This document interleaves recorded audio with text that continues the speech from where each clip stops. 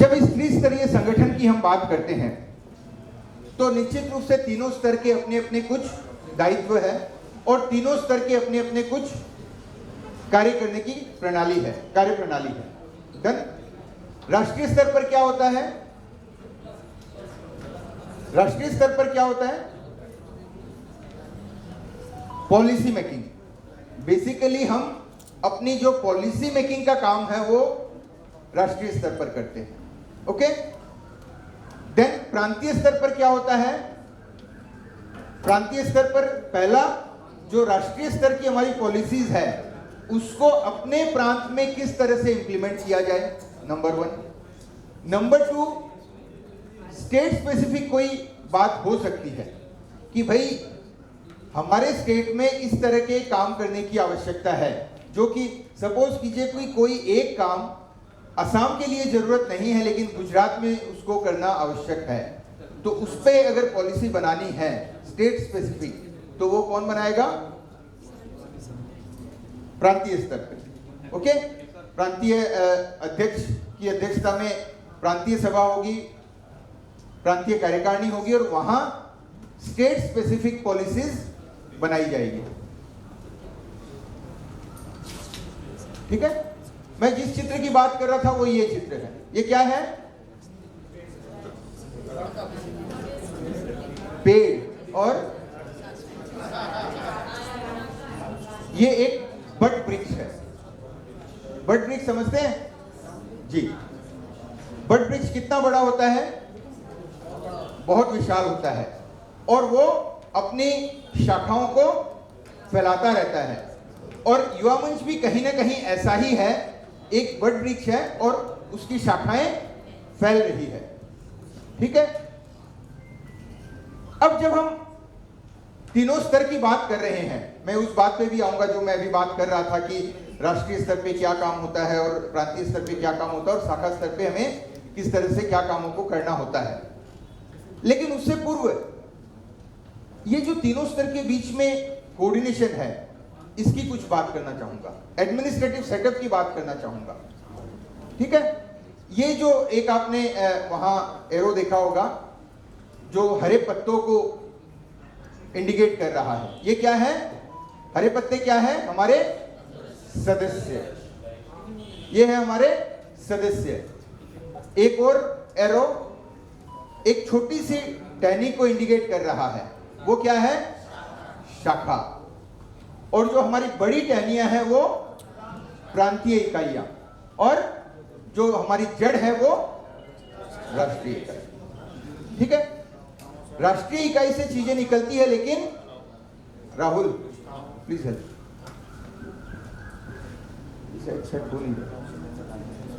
ठीक है। तो राष्ट्रीय इकाई से जो गाइडलाइंस निकलते हैं, जो पॉलिसीज निकलती हैं, वो कहीं ना कहीं प्रांतीय इकाइयों को होते हुए शाखा स्तर तक पहुंचती है।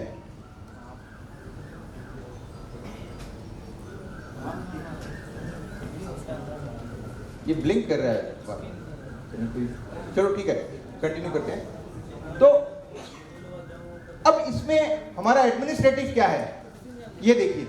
ये हमारी ऊपर ब्रांचेस के जो एकदम निकटतम अधिकारी होते हैं वो कौन होते हैं? मंडलीय उपाध्यक्ष, एमवीपी जो हमने लिखा है, मंडल वाइस प्रेसिडेंट। बेसिकली इनका डिजिग्नेशन होता है प्रांतीय उपाध्यक्ष, लेकिन वो एक मंडल के इंचार्ज होते हैं। तो प्रांतीय उपाध्यक्ष मंडल फलाना, जैसे हम राष्ट्रीय उपाध्यक्ष जोन 5 की बात करते हैं वैसे ही। और मंडलीय उपाध्यक्ष के बाद जो हमारे पदाधिकारी होते हैं वो कौन है? प्रांतीय अध्यक्ष। ओके। प्रोविंशियल प्रेसिडेंट, जो पीपी हमने लिखा है, प्रोविंशियल प्रेसिडेंट। और प्रोविंशियल प्रेसिडेंट के बाद नेशनल वाइस प्रेसिडेंट एमवीपी और फिर नेशनल प्रेसिडेंट। ओके। ये एक बहुत सुंदर हायरार्की युवा मंच की बनी हुई है, लेकिन हम करते क्या है? हम ये करते हैं, समझ रहे हैं ये क्या है? हम सब चाहते हैं कि हम सीधे हमारे राष्ट्रीय अध्यक्ष तक पहुंचे। हमें प्रांतीय अध्यक्ष की कोई जरूरत नहीं, हमें राष्ट्रीय उपाध्यक्ष की कोई जरूरत नहीं, लेकिन आप समझिए, मैं ये बात क्यों कहना चाह रहा हूं यहां पर, आप समझिए कि अगर हर शाखा, हर सदस्य, हर शाखा का हर पदाधिकारी सीधे राष्ट्रीय अध्यक्ष से यह अपेक्षा रखेगा कि मेरी शाखा का कोई एक कार्यक्रम है, वहां राष्ट्रीय अध्यक्ष पधारे। चलिए, ये अपेक्षा मुझे समझ में भी आती है कि आपकी शाखा का कोई कार्यक्रम है, आप चाहते हो कि वो कार्यक्रम भव्य रूप ले, और भव्य रूप कैसे लेगा, अगर हमारे राष्ट्रीय अध्यक्ष वहां पहुंचेंगे। लेकिन आपकी शाखा में कहीं कोई एक छोटी सी दिक्कत आई। मैं परसों शाम से राष्ट्रीय अध्यक्ष महोदय के साथ हूं और उन्होंने मेरे साथ भी कोई एक बात डिस्कस की, जो कि किसी एक प्रांत की किसी एक शाखा के कोई एक मसले को लेके है और जो उनसे सीधा संपर्क किया जा रहा है।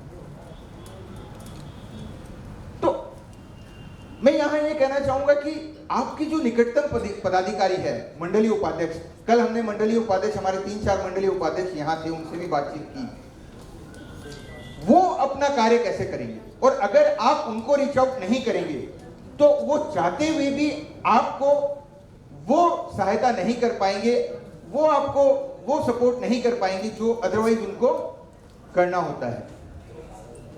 तो मेरा यहां ये आप सभी से रिक्वेस्ट रहेगा कि प्लीज अपनी हायरार्की मेंटेन करिए, अपनी हायरार्की के थ्रू अपने उच्च पदाधिकारियों से संपर्क करिए। हाँ, अगर आपका जो मंडल उपाध्यक्ष है वो रिस्पॉन्ड नहीं कर रहा है, देन आप प्रांतीय अध्यक्ष से संपर्क कीजिए, प्रांतीय अध्यक्ष से बात कीजिए और कहिए कि हमारी ये दिक्कतें हैं, हमें मंडल उपाध्यक्ष हम संपर्क करना चाह रहे हैं लेकिन वो हमें रिस्पॉन्ड नहीं कर रहे हैं।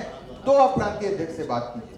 प्रांतीय अध्यक्ष रिस्पॉन्ड न करे तो राष्ट्रीय उपाध्यक्ष तक जाइए, वहां भी रिस्पॉन्स न मिले तो राष्ट्रीय अध्यक्ष। लेकिन ऐसा प्रैक्टिकली होता नहीं है कि बीच के 3 लोग हैं और तीनों लोग आपको रिस्पॉन्ड नहीं कर रहे हैं। मैं यहां उपस्थित प्रांतीय अध्यक्षों से भी ये कहना चाहूंगा कि आपके जो भी मसले हैं आप उसमें अपने क्षेत्र के राष्ट्रीय उपाध्यक्ष को शामिल कीजिए। आप सीधे राष्ट्रीय अध्यक्ष से बात कीजिए। ऑब्वियसली संपर्क रहना अति आवश्यक है, एक प्रांत के प्रांतीय अध्यक्ष और राष्ट्रीय अध्यक्ष के बीच में संपर्क अति आवश्यक है, लेकिन हर मसले पे राष्ट्रीय अध्यक्ष को इन्वॉल्व कर लेना ये कहीं ना कहीं संगठन को कमजोर करता है। क्यों? क्योंकि हम सभी की तरह हमारे राष्ट्रीय अध्यक्ष के पास भी दिन में 24 घंटे ही होते हैं। उसी 24 घंटे में उनको भी अपना व्यापार, अपने परिवार को समय देना होता है और उसमें से एक बहुत बड़ा समय काटकर वो संगठन को दे रहे हैं। तो अगर वो एक बहुत बड़ा समय काटकर संगठन को दे रहे हैं तो उनका जो वो समय है, उनकी जो एनर्जी है, ऊर्जा है, वो संगठन के सकारात्मक पहलुओं के लिए, संगठन की भविष्य की प्लानिंग के लिए यूज होना चाहिए, न कि कोई भी छोटी छोटी बातों के लिए। उसके लिए हमने एक बहुत अच्छा ये सिस्टम बना रखा है, ये हायरार्की बनी हुई है। आई थिंक मैं इस बात पे बहुत क्लियर हूं। कोई क्वेश्चन मेरे ख्याल से शायद ऐसा नहीं है। अजय जी, डन? तो प्लीज आगे से इस बात का ध्यान रखिए कि हम इस हायरार्की को चेक करें कि हमारा जो भी मसला है, हमारी जो भी बातें हैं, वो कहां तक पहुंचनी चाहिए। हम अगर हमारे शाखा में किट नहीं आई और सीधे राष्ट्रीय अध्यक्ष को कंप्लेन करते हैं, ये कहीं ना कहीं जायज नहीं है। चलिए आगे बढ़ता हूं। हमारे स्ट्रक्चर के कुछ बेसिक इंग्रेडिएंट्स क्या है? मुझे अभी ध्यान आया, अमित जी को एक बीच में अनाउंसमेंट करना था छोटा सा। अमित जी प्लीज आइए। उन्होंने भी रूम की कीज हैंडओवर नहीं की और रेस्पेक्टिव हॉल में हैंडओवर की कर दी थी। क्या कोई रूम के अंदर चेंज लेके आ जाए? रूम की की अगर आपकी एक दो रूम की कीज बाकी है, वो फोन आ रहे हैं, हैंडओवर कर दी। अगर गलती से आपकी रूम की की आपके पास ही है, आपने हैंडओवर नहीं की है, तो वो प्लीज हैंडओवर कर दीजिए। चलिए, बेसिक इंग्रेडिएंट, इन सब बातों पे बहुत ज्यादा बात करने की मेरे ख्याल से आवश्यकता नहीं है। स्लाइड्स में आपको दिख रहा होगा हमारी सदस्यता संख्या 18 से 40 अभी आप लोगों ने डिस्कस किया है। 40 साल से पहले जो मेंबर बन गए वो 45 साल की उम्र तक अपने मेंबर रह सकते हैं। मिनिमम 21 सदस्यों के साथ हमारी शाखा का गठन होता है और राष्ट्रीय अध्यक्ष की विशेष परमिशन से हम 15 सदस्य के साथ भी हमारी शाखा का गठन कर सकते हैं। 15 सदस्यों के नीचे कोई शाखा का गठन नहीं हो सकता है। हमारी शाखा का नाम क्या होगा? मारवाड़ी युवा मंच। मारवाड़ी युवा मंच शब्द रहेगा। यहाँ मैं एक चीज स्पेसिफाई करना चाहता हूँ, मैंने कई शाखाओं में देखा है वो लिखते हैं अखिल भारतीय मारवाड़ी युवा मंच फलाना शाखा। या फिर महाराष्ट्र प्रांतीय मारवाड़ी युवा मंच फलाना शाखा, ये नहीं है। हम न तो अखिल भारतीय वर्ड को यूज कर सकते हैं हमारी शाखा के नाम के लिए, और न ही हम अपने प्रदेश की इकाई का नाम यूज कर सकते हैं अपनी शाखा के नाम के आगे। हम सिर्फ मारवाड़ी युवा मंच लिखेंगे।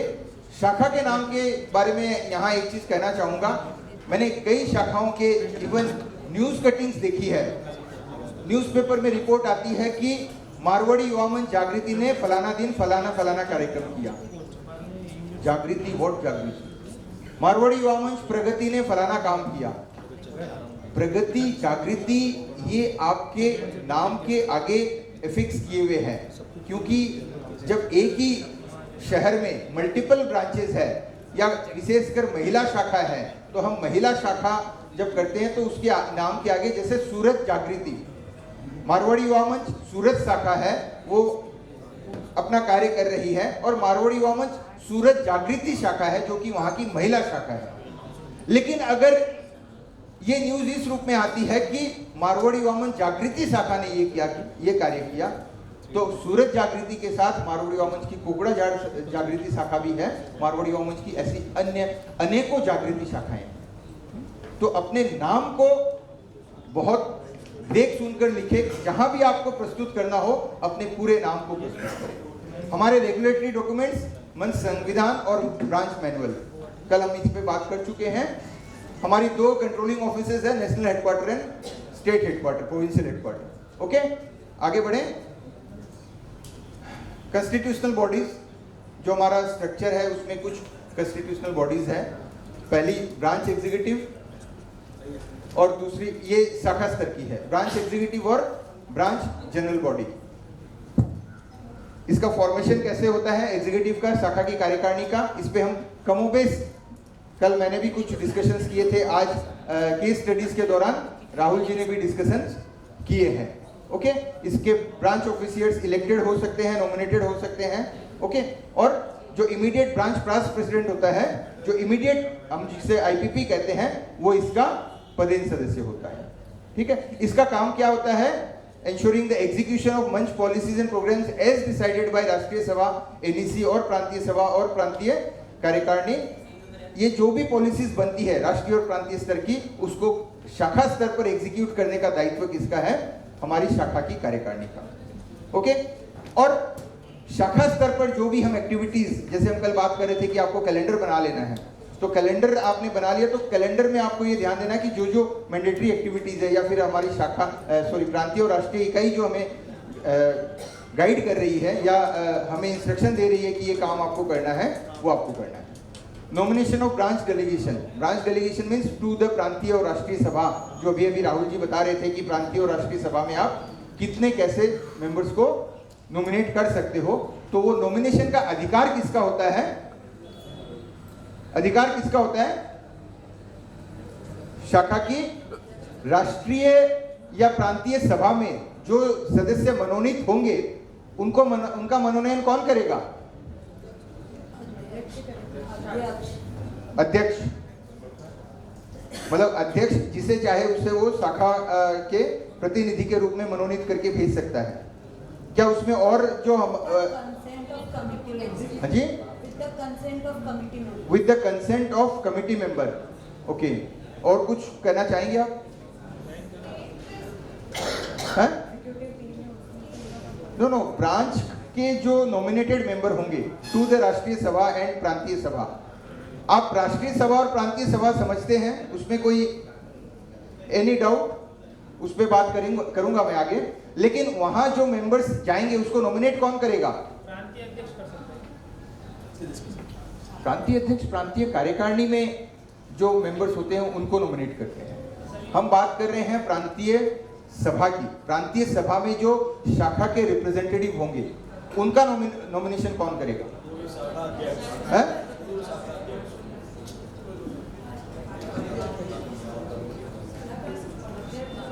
पिछले 2 साल में जो शाखा अध्यक्ष या मंत्री रहे हुए हैं वो कौन है यहाँ? 2025-26 का शाखा अध्यक्ष कोई है यहाँ? मैं इस वर्ष की बात नहीं कर रहा हूँ, 2025-26 का कोई शाखा अध्यक्ष है? आपकी शाखा से पिछले वर्ष प्रांतीय सभासदों का नाम मनोनीत किया गया था। आपने कैसे उनका नाम का चयन कैसे किया था? मेंबर्स से कंसल्ट करके। ओके, और कोई है? जी बताइए।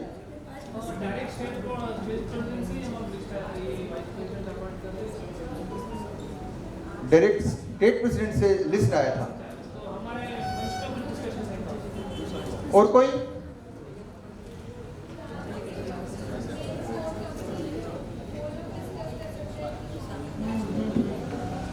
ब्रांच की जो कोर कमेटी है, मतलब कोर कमेटी से आप क्या मीन कर रही है?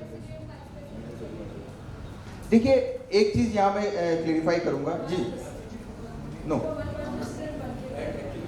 नहीं, मैं यहां ये चीज क्लेरिफाई करना चाहूंगा। देखिए, जो कुछ जैसे कल भी हमने बात की, मैं फिर कह रहा हूं कि जो हमारे कुछ कॉन्स्टिट्यूशनल प्रोविजंस है, जैसे हम ये बात करें कॉन्स्टिट्यूशनल बॉडीज, ठीक है ना, प्रांतीय सभा एक हमारी संवैधानिक संस्था है, राष्ट्रीय सभा हमारी संवैधानिक संस्था है, और उसका फॉर्मेशन उसी अनुरूप होता है जिस अनुरूप संविधान में बताया हुआ है, और ये बहुत क्लियरिटी के साथ वहां बताया हुआ है। मनोनीत करने का अधिकार सिर्फ और सिर्फ शाखा की कार्यकारिणी समिति को है, और शाखा की कार्यकारिणी समिति, प्लीज ध्यान दीजिएगा, शाखा की कार्यकारिणी समिति यूं ही नहीं अपनी प्रॉपर मीटिंग कॉल करेगी। कल हमने ये डिस्कस किया था ना, नए मेंबर का एप्लीकेशन आता है तो उसका अप्रूवल और रिजेक्शन किस प्रोसेस में होगा, उसी अनुरूप शाखा की कार्यकारिणी कमेटी अपनी मीटिंग कॉल करेगी। मीटिंग के एजेंडा में वो आइटम होगा कि हम इस मीटिंग में प्रांतीय सभासद या राष्ट्रीय सभासद का नाम मनोनीत करने जा रहे हैं। वहां डिस्कशन होगा, वहां जिन नामों पे सहमति बनेगी वो नाम आगे प्रेषित किए जाएंगे। इसमें कहीं कोई डाउट नहीं होना चाहिए। अगर आपके शाखाध्यक्ष अपने मन से किसी व्यक्ति का नाम प्रांतीय सभासद या राष्ट्रीय सभासद के रूप में प्रेषित कर रहे हैं, वो सही नहीं है। कोर कमेटी जैसी कोई कमेटी नहीं होती है। कोर कमेटी होती है, क्या होता है कि आपके 15 लोगों की एक कार्यकारिणी है, एग्जीक्यूटिव बॉडी है। हर समय ये पॉसिबल नहीं होता है कि वो 15 लोग मिले और बात करें, ठीक है। और हर छोटी छोटी बात जो मीटिंग में डिसीजन लेना जिसके लिए आवश्यक नहीं है, मीटिंग में आपने इन प्रिंसिपल डिसाइड कर लिया कि हम अगले महीने एक अमृतधारा इंस्टॉल करने जा रहे हैं, उसके लिए जो 4-5 लोग इन्वॉल्व हैं उनको कई तरह की और बातें डिस्कस करनी होती है कि उस अमृतधारा के उद्घाटन समारोह में हमारे मुख्य अतिथि कौन होंगे, ठीक है, हम कितने बजे का समय रखें तो सही रहेगा। तो वो कोर कमेटी 4-5 लोग आपस में फोन पे बात करके व्हाटएवर करते हैं, ठीक है। बट उस कोर कमेटी का कोई कॉन्स्टिट्यूशनल स्टेटस नहीं होता है, और इसीलिए जो कॉन्स्टिट्यूशनल मैटर्स पे आपको डिसीजन लेने होते हैं, निर्णय लेने होते हैं, वो सिर्फ और सिर्फ कार्यकारिणी में ही लिए जा सकते हैं, ना कि कोई व्यक्ति विशेष द्वारा, शाखाध्यक्ष या शाखा मंत्री द्वारा, और ना ही कोई किसी प्रकार की कोर कमेटी द्वारा। कुछ लोगों ने कहा प्रांतीय अध्यक्ष, प्रांतीय अध्यक्ष आपकी शाखा के रिप्रेजेंटेटिव्स आप मनोनीत कर रहे हैं, तो उसमें प्रांतीय अध्यक्ष का भी कहीं भी कोई रोल नहीं होता है। उस पर मैं और आगे बात करूंगा। शाखा की जनरल बॉडी होती है, वहां वो ये देखते हैं कि प्रांतीय कार्यकारिणी सही रूप से काम कर रही है या नहीं, जो काम होने चाहिए वो हो रहे हैं या नहीं। 3 महीने में एक जनरल बॉडी मीटिंग होनी है, तो उस मीटिंग में वो उन चीजों को रिव्यू करते हैं। शाखा के जो अकाउंट्स है, जो ऑडिटेड अकाउंट्स है, उनको वो पारित करते हैं, और शाखा के अध्यक्ष या फिर शाखा की कार्यकारिणी समिति के चुनाव का अधिकार जनरल बॉडी का होता है। शाखा के अध्यक्ष को कौन ये करता है, इलेक्ट करता है? General body. यहां भी कहीं ऐसा नहीं होना चाहिए जैसे आपने कहा कि हमारे पास प्रांतीय अध्यक्ष का ये मैसेज आया कि ये फलाना आदमी फलाना पद पे आएगा, ऐसा नहीं है।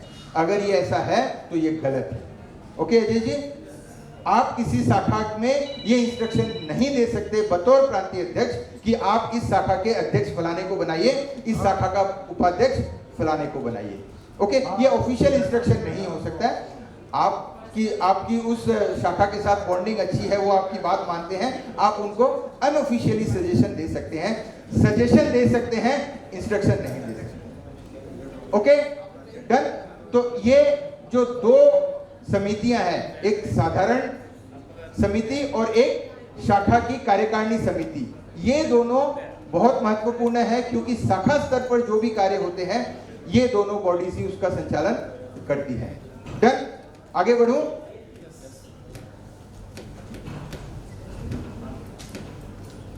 प्रांतीय स्तर पे, प्रांतीय स्तर पे जो प्रांतीय कार्यकारिणी का गठन होता है, उसके जो प्रोविंशियल ऑफिस बियरर्स है वो इलेक्टेड भी हो सकते हैं, नॉमिनेटेड भी हो सकते हैं। कौन इलेक्टेड है? प्रांतीय अध्यक्ष और प्रांतीय उपाध्यक्ष। इनका इलेक्शन कैसे होता है? प्रांतीय सभा में होता है। इनको इलेक्ट कौन करता है? जो प्रांतीय सभा सदस्य हैं, जिनको आप मनोनीत करते हैं, वो करते हैं। ओके, एक्स ऑफिशियो कौन होता है? आपके उस प्रांत के जो क्षेत्रीय राष्ट्रीय उपाध्यक्ष है, जैसे इस प्रांत के लिए साकेत रितोलिया जी, और उस क्षेत्र के राष्ट्रीय सहायक मंत्री, जैसे इस क्षेत्र के लिए प्रकाश बिंदल जी। ठीक है, और आपके जितने भी पूर्व प्रांतीय अध्यक्ष हैं वो सभी इसके परमानेंट इनवाइटी। ओके, और प्रांतीय अध्यक्ष मतलब प्रोविंशियल प्रेसिडेंट, इसमें अतिरिक्त रूप से कुछ लोगों को परमानेंट इनवाइटी के रूप में नॉमिनेट कर सकते हैं, जिसकी अधिकतम संख्या है 11। इसकी बेसिक ड्यूटी क्या है?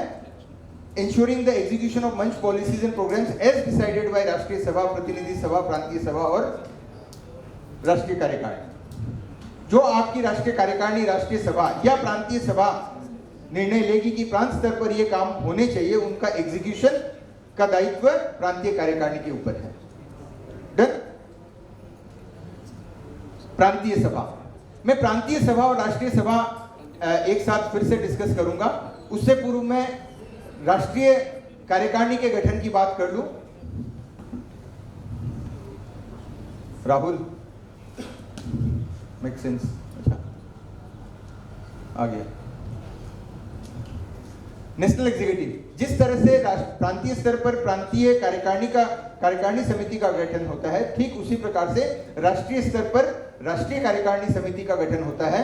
वहां भी कुछ इलेक्टेड और नॉमिनेटेड मेंबर होते हैं। इलेक्टेड कौन कौन होते हैं? चलिए यहां बताइए, इलेक्टेड कौन कौन होते हैं? राष्ट्रीय कार्यकारिणी समिति में इलेक्टेड मेंबर कौन कौन है?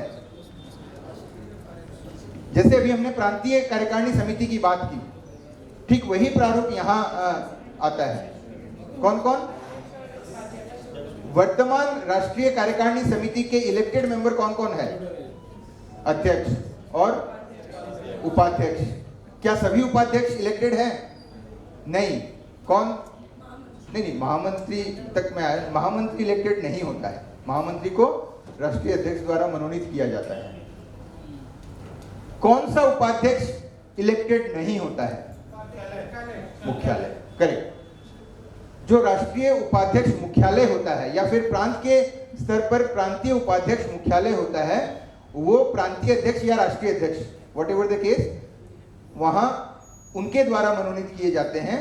लेकिन जिस तरह से यहाँ प्रांत स्तर पर आपके मंडल के जो मंडलीय उपाध्यक्ष है, प्रांतीय उपाध्यक्ष मंडल के हैं, उसी प्रकार राष्ट्रीय उपाध्यक्ष उस क्षेत्र के हैं। जैसे इस क्षेत्र के लिए हमारे इलेक्टेड राष्ट्रीय उपाध्यक्ष कौन है? इस क्षेत्र के लिए हमारे इलेक्टेड राष्ट्रीय उपाध्यक्ष कौन है? साकेत जी, साकेत रितोलिया जी।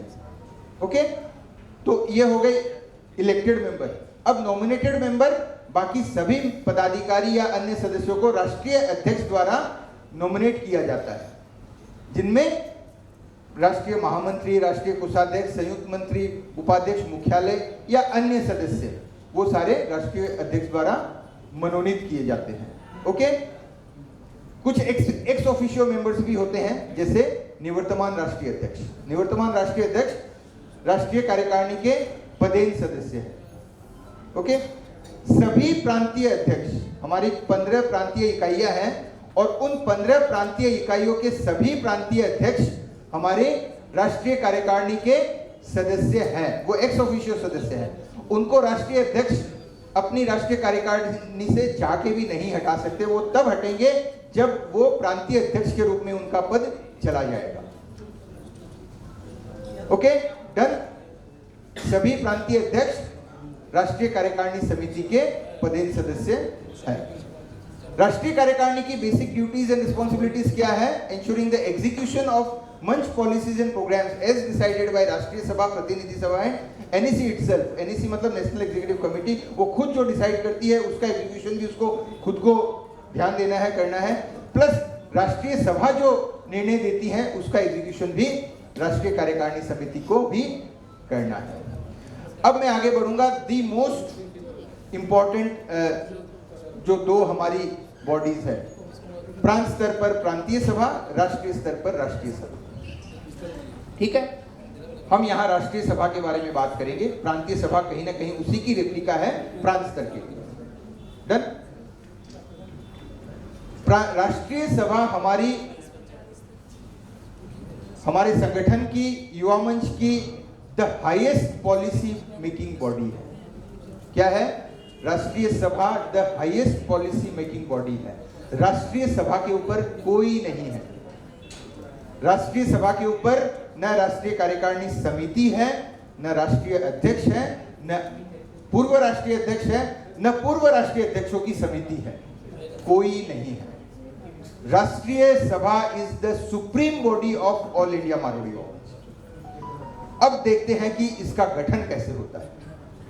सबसे पहले ब्रांच रिप्रेजेंटेटिव्स, शाखा के प्रतिनिधि नॉमिनेटेड, जिनको आप नॉमिनेट करते हो। नॉमिनेट, अब वापस मैं उस बात पे आता हूं। शाखा के प्रतिनिधि का नॉमिनेशन कैसे होता है?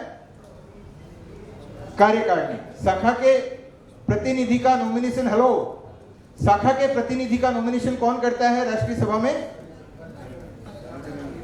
शाखा कार्यकारिणी। तो शाखा कार्यकारिणी, शाखा के प्रतिनिधियों का, राष्ट्रीय सभा, हम क्या डिस्कस कर रहे हैं अभी? हम अभी क्या डिस्कस कर रहे हैं? नहीं, हमारा टॉपिक क्या है अभी? इस टेबल से कोई बताएगा? हम किस टॉपिक पे बात कर रहे हैं? We are discussing the most important topic of this workshop. हम बात कर रहे हैं राष्ट्रीय सभा की। प्लीज इस पे मैं सभी से रिक्वेस्ट करूंगा कि थोड़ा सा ध्यान देंगे। दी मोस्ट इंपॉर्टेंट टॉपिक, राष्ट्रीय सभा। मैं फिर कह रहा हूं, this is the supreme body of all India Marwari women. और अब मानिए कि वो अगर सुप्रीम बॉडी है तो उसका काम क्या होगा और उस पे हमें किस तरह से समझना है। क्योंकि हम कई बार बहुत सारी कंप्लेंट्स करते हैं, मारवाड़ी वॉमेन में ऐसा नहीं हो रहा है, मारवाड़ी वॉमेन में ये नहीं हो रहा है, या फिर कई बार हम बहुत सारे सजेशंस रखते हैं, ऐसा होना चाहिए, वैसा होना चाहिए। वो सजेशंस कहां रखते हैं? व्हाट्सएप ग्रुप्स में रखते हैं। कंप्लेंट्स कहां करते हैं? व्हाट्सएप ग्रुप्स में करते हैं। लेकिन व्हाट्सएप ग्रुप्स आपका ऑफिशियल नहीं होता है, वहां किए हुए मैसेजेस हर जगह नहीं पहुंचते हैं। ये सिर्फ एक ही काम करता है, संगठन में नकारात्मकता फैलाता है। लेकिन संगठन को अगर बदलना है, आप अगर चाहते हैं कि संगठन बदले, तो वो शक्ति सिर्फ और सिर्फ आपके हाथ में है। और वो सिर्फ और सिर्फ किस चीज के माध्यम से है? इस चीज के माध्यम से है। आप अगर चाहते हैं कि आपकी प्रांतीय बॉडी काम नहीं कर रही है, आपके प्रांतीय अध्यक्ष काम नहीं कर रहे हैं, आपके प्रांत में और बहुत सारी चीजें होनी है, आपको प्रांतीय सभा में जाना होगा। आप अगर चाहते हैं कि राष्ट्रीय स्तर पर हम बिजनेस कनेक्ट को इस रूप में इंप्लीमेंट करें, उस रूप में इंप्लीमेंट करें, राष्ट्रीय स्तर पर हम ऐसा काम करें, वैसा काम करें, आपको राष्ट्रीय सभा में बात करनी होगी। और आप अगर राष्ट्रीय सभा में बात करेंगे तो संगठन को ये काम करना पड़ेगा, आपके राष्ट्रीय अध्यक्ष को वो काम करना पड़ेगा। भागीदारी आपकी होती नहीं है। होता क्या है? राष्ट्रीय सभा होती है, वहां कुछ लोग पहुंचते हैं, रजिस्ट्रेशन 500 लोगों का होता है, हॉल में 50 लोग होते हैं, बाकी लोग बाहर घूम रहे होते हैं। और मैं यहां फिर मेरी बात को रिक्वेस्ट कर रहा हूं, मैं सिर्फ आपको इंडिकेट नहीं कर रहा हूं, लेकिन यहां सभी को अगर संगठन को समझना है, संगठन के इस स्ट्रक्चर को समझना अति आवश्यक है। आप अपनी शाखा स्तर पर कोई भी कार्य कर रहे हो, उसमें थोड़ा बहुत 19-20 होता है, नो इश्यूज, चलता है। लेकिन अगर इस चीज को आप नहीं समझ रहे हो तो आप संगठन को नहीं समझ रहे हो, और संगठन को जो इनपुट्स आपसे मिलने चाहिए वो नहीं मिल पाएंगे। मैं पुनः अपनी बात पे आता हूं। राष्ट्रीय सभा में राष्ट्रीय सभा का फॉर्मेशन कैसे होता है, हम उस पे बात कर रहे हैं। ओके, अब राष्ट्रीय सभा का फॉर्मेशन में पहला पॉइंट था कि शाखा के प्रतिनिधि जो नॉमिनेटेड होते हैं। अब नॉमिनेशन का स्लैब है, आपके कितनी सदस्य संख्या है उसके अनुसार आप कुछ सदस्यों को वहां नॉमिनेट कर सकते हो। वो सदस्य संख्या की slab Rahul ji already discuss अपनी केस स्टडीज के दौरान कर चुके हैं, उस पर मैं बात नहीं करूंगा। आपकी शाखा से रिप्रेजेंटेटिव और कौन होता है? आपका अध्यक्ष या मंत्री में से कोई एक, जो कि पदेन होता है, एक्स ऑफिशियो होता है। Okay, done. Then all past national presidents, जितने भी पूर्व राष्ट्रीय अध्यक्ष हैं वो राष्ट्रीय सभा के पदेन सदस्य होते हैं, ठीक है। देन ऑल एनईसी मेंबर्स, जो राष्ट्रीय कार्यकारिणी समिति के जितने सदस्य हैं, मैं यहां एक चीज स्पेसिफाई करना चाहूंगा, राष्ट्रीय कार्यकारिणी समिति, राष्ट्रीय कार्यकारिणी समिति के बियॉन्ड कई बार राष्ट्रीय अध्यक्ष अपने कामों को सुविधाजनक बनाने के लिए कुछ फोरम्स का निर्माण करते हैं, कुछ उप समितियों का निर्माण करते हैं, वो उस राष्ट्रीय कार्यकारिणी समिति का हिस्सा ऑफिशियली नहीं होते हैं। सिर्फ राष्ट्रीय पदाधिकारी सभी और जितने राष्ट्रीय संयोजक है जो 45 से नीचे की उम्र के हैं, जो राष्ट्रीय कार्यकारिणी समिति का पार्ट है, वही राष्ट्रीय कार्यकारिणी के अंग होते हैं, न कि सारे फोरम के मेंबर्स या अन्य जो भी हमारे वरिष्ठ सदस्यों को लेकर। ये सारे फोरम सिर्फ हम कई बार कुछ कार्यों को करने के लिए, ताकि उनका इनपुट हमें मिले, उनकी गाइडेंस हमें मिले, उनके अनुभव का हम लाभ ले सके, इसलिए बनाते हैं, लेकिन वो राष्ट्रीय कार्यकारिणी समिति के सदस्य नहीं होते हैं। तो एक्स ऑफिशियो कौन होता है? सिर्फ और सिर्फ राष्ट्रीय कार्यकारिणी समिति के सदस्य। नो, अगर वो राष्ट्रीय कार्यकारिणी समिति का सदस्य नहीं है, अन्यथा कोई फोरम का चेयरमैन है, तो नहीं होगा। मैं बतौर एनटीए चेयरमैन राष्ट्रीय सभा का सदस्य नहीं हूं, मैं बतौर पूर्व राष्ट्रीय अध्यक्ष राष्ट्रीय सभा का सदस्य हूं। ओके, देन ऑल प्रोविंशियल मंडल एंड हेडक्वार्टर वीपीज और प्रोविंशियल जनरल सेक्रेटरी, आपके प्रांत के जो प्रांतीय पदाधिकारी है, जिसमें स्पेसिफिकली मंडलीय उपाध्यक्ष और प्रांतीय महामंत्री और मंडलीय उपाध्यक्ष मुख्यालय जो है वो, साथ में वहां कुछ सदस्यों को राष्ट्रीय अध्यक्ष द्वारा नॉमिनेट किया जा सकता है, जिसकी वर्तमान में संख्या 11 है। सिर्फ 11 लोगों को राष्ट्रीय अध्यक्ष नॉमिनेट करते हैं। अब मैं यहां एक बात आप लोगों से करना चाहूंगा। एक, इसके फॉर्मेशन को आपने समझ लिया, और मैंने ये भी कहा कि राष्ट्रीय सभा द सुप्रीम बॉडी है युवा मंच की। ओके, अब इस सुप्रीम बॉडी का निर्माण कैसे हो रहा है? शाखा के नॉमिनेटेड अधिकारियों से, शाखा के एक्स ऑफिशियो सदस्यों से, पास्ट नेशनल प्रेसिडेंट से, एनईसी मेंबर से और प्रांतीय जो कुछ पदाधिकारी है उनसे। अब ये जो इतनी संख्या है, मैं बात कर रहा हूं यहां से लेके यहां तक, ये राष्ट्रीय सभा को गठित करती है। समझ गए आप सब? डन? कोई कंफ्यूजन है तो बताइए, ध्यान दीजिएगा। चलिए बात करते हैं। मैंने कहा members nominated by national president कितने हो सकते हैं? ओनली 11, सिर्फ और सिर्फ 11। ऑल प्रोविंशियल मंडल वीपी, मंडलीय उपाध्यक्ष, उपाध्यक्ष मुख्यालय और महामंत्री कितने हो सकते हैं? एक स्टेट में एक बार के लिए मैं मान लेता हूं एवरेज संख्या 10 की होगी, तो 10 इंटू हमारे 15 प्रांतीय इकाइयां हैं, तो कितने हुए? 150। ठीक है, 150 और 11 160। एक बार मैं राउंड ऑफ करके बात कर रहा हूं। All NEC members, NEC members कितने होते हैं? जिसमें प्रांतीय अध्यक्ष भी शामिल है। ओके, हमारे 15 प्रांतों के 15 प्रांतीय अध्यक्ष भी शामिल है। 25 लोगों को नॉमिनेट कर सकते हैं और कुछ पदाधिकारी, राष्ट्रीय उपाध्यक्ष वगैरह हैं। ये संख्या करीब से करीब 55 से 60 के बीच की होती है। मैं एक बार 60 मान लेता हूं। 160 और 60 कितने हुए? 220। ऑल पास्ट नेशनल प्रेसिडेंट्स कितने हुए? पास्ट नेशनल प्रेसिडेंट्स आज की डेट में 12 लोग हैं, क्योंकि जो निवर्तमान अध्यक्ष है वो कार्यकारिणी का पार्ट है, वो 55 से 60 में आ गया। उसके अलावा 12 लोग हैं, और उसमें से 2 हमारे पूर्व राष्ट्रीय अध्यक्षों का देहांत हो चुका है, तो 10 ही हुए। कितने हुए थे पहले? 220, और ये 10 को मिला के कितने हुए? बस एक बार 230 पे रुक जाइए। अब मैं यहां आता हूं। ये 2 क्या है? शाखा द्वारा मनोनीत या शाखा के पदेन सदस्य। हमारी करीब करीब कितनी शाखाएं हैं? 800। एक पदेन सदस्य कितने हुए? 800। नॉमिनेटेड सदस्य एवरेज में मैं कितने मान लूं? स्लैब आपने देखा है, फिर भी 2 मान लूं। 800 इंटू 2 कितने हुए? 1600 और 800 कितने हुए? ये कहां के सदस्य हैं? 2400 सदस्य राष्ट्रीय सभा में कहां से आते हैं? और शाखा को छोड़ के बाकी जो पास्ट नेशनल प्रेसिडेंट्स है या राष्ट्रीय पदाधिकारी है, ये सारे मिला के कितने हुए? 230। ये रेशियो कैसा है? 10:1। और फिर भी आप सब कहते हैं, शाखा में ये कंप्लेन रहती है कि कुछ लोग मिलके युवा मंच को चलाते हैं, हमारा तो इसमें कहीं कोई प्रतिभागन होता ही नहीं है, हमको तो कोई पूछता ही नहीं है। ये कहते हैं ना, युवा मंच को कौन चला रहा है? युवा मंच के पॉलिसी मेकिंग कौन कर रहा है? युवा मंच की पॉलिसी मेकिंग का जो अधिकार है वो किसके पास है? राष्ट्रीय सभा के पास। राष्ट्रीय सभा में बड़ी संख्या किसकी है? शाखाओं की है। फिर शाखाओं को ये कंप्लेन क्यों कि राष्ट्रीय अध्यक्ष अपनी मनमानी करते हैं, पूर्व राष्ट्रीय अध्यक्ष गण अपनी मनमानी करते हैं, पूर्व पदाधिकारी गण अपनी मनमानी करते हैं? ये कंप्लेन शाखाओं को क्यों? ये कंप्लेन शाखाओं को सिर्फ और सिर्फ इसलिए है कि हमारे शाखा के जो पदाधिकारी है, हमारे शाखा के जो अधिकारी है, वो युवा मंच को समझ ही नहीं पा रहे हैं कि इसका स्ट्रक्चर क्या है। हम सिर्फ और सिर्फ क्या कर रहे हैं?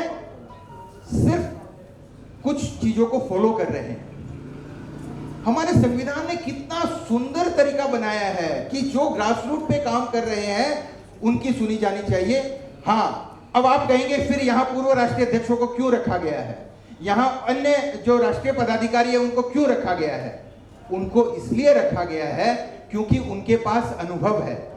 जब राष्ट्रीय सभा में किसी मुद्दे पर डिस्कशन होता है, जब राष्ट्रीय सभा में किसी एक विशेष पॉइंट पर बात होती है, आप अपनी बात वहां रखते हो, तो हो सकता है कि आपकी बात में कहीं ना कहीं कोई टेक्निकल पॉइंट हो जो कि इंप्लीमेंट नहीं हो सकता है, जो कि लागू नहीं हो सकता है, कोई ऐसे कारण हो जिसको हम ग्रहित नहीं कर सकते हैं।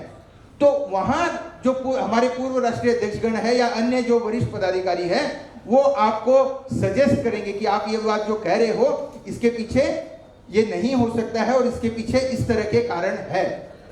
और ये कारण जब आपको समझ में आएगा तो आपको लगेगा कि नहीं, मैं गलत था, तो हम अपनी बात को विड्रॉ करते हैं। तो आपको वो सिंपली गाइड करने के लिए, आपको सिंपली सही रास्ता दिखाने के लिए उनको वहां रखा गया है। जी, राष्ट्रीय सभा हर साल होती है, साल में एक होती है। जी,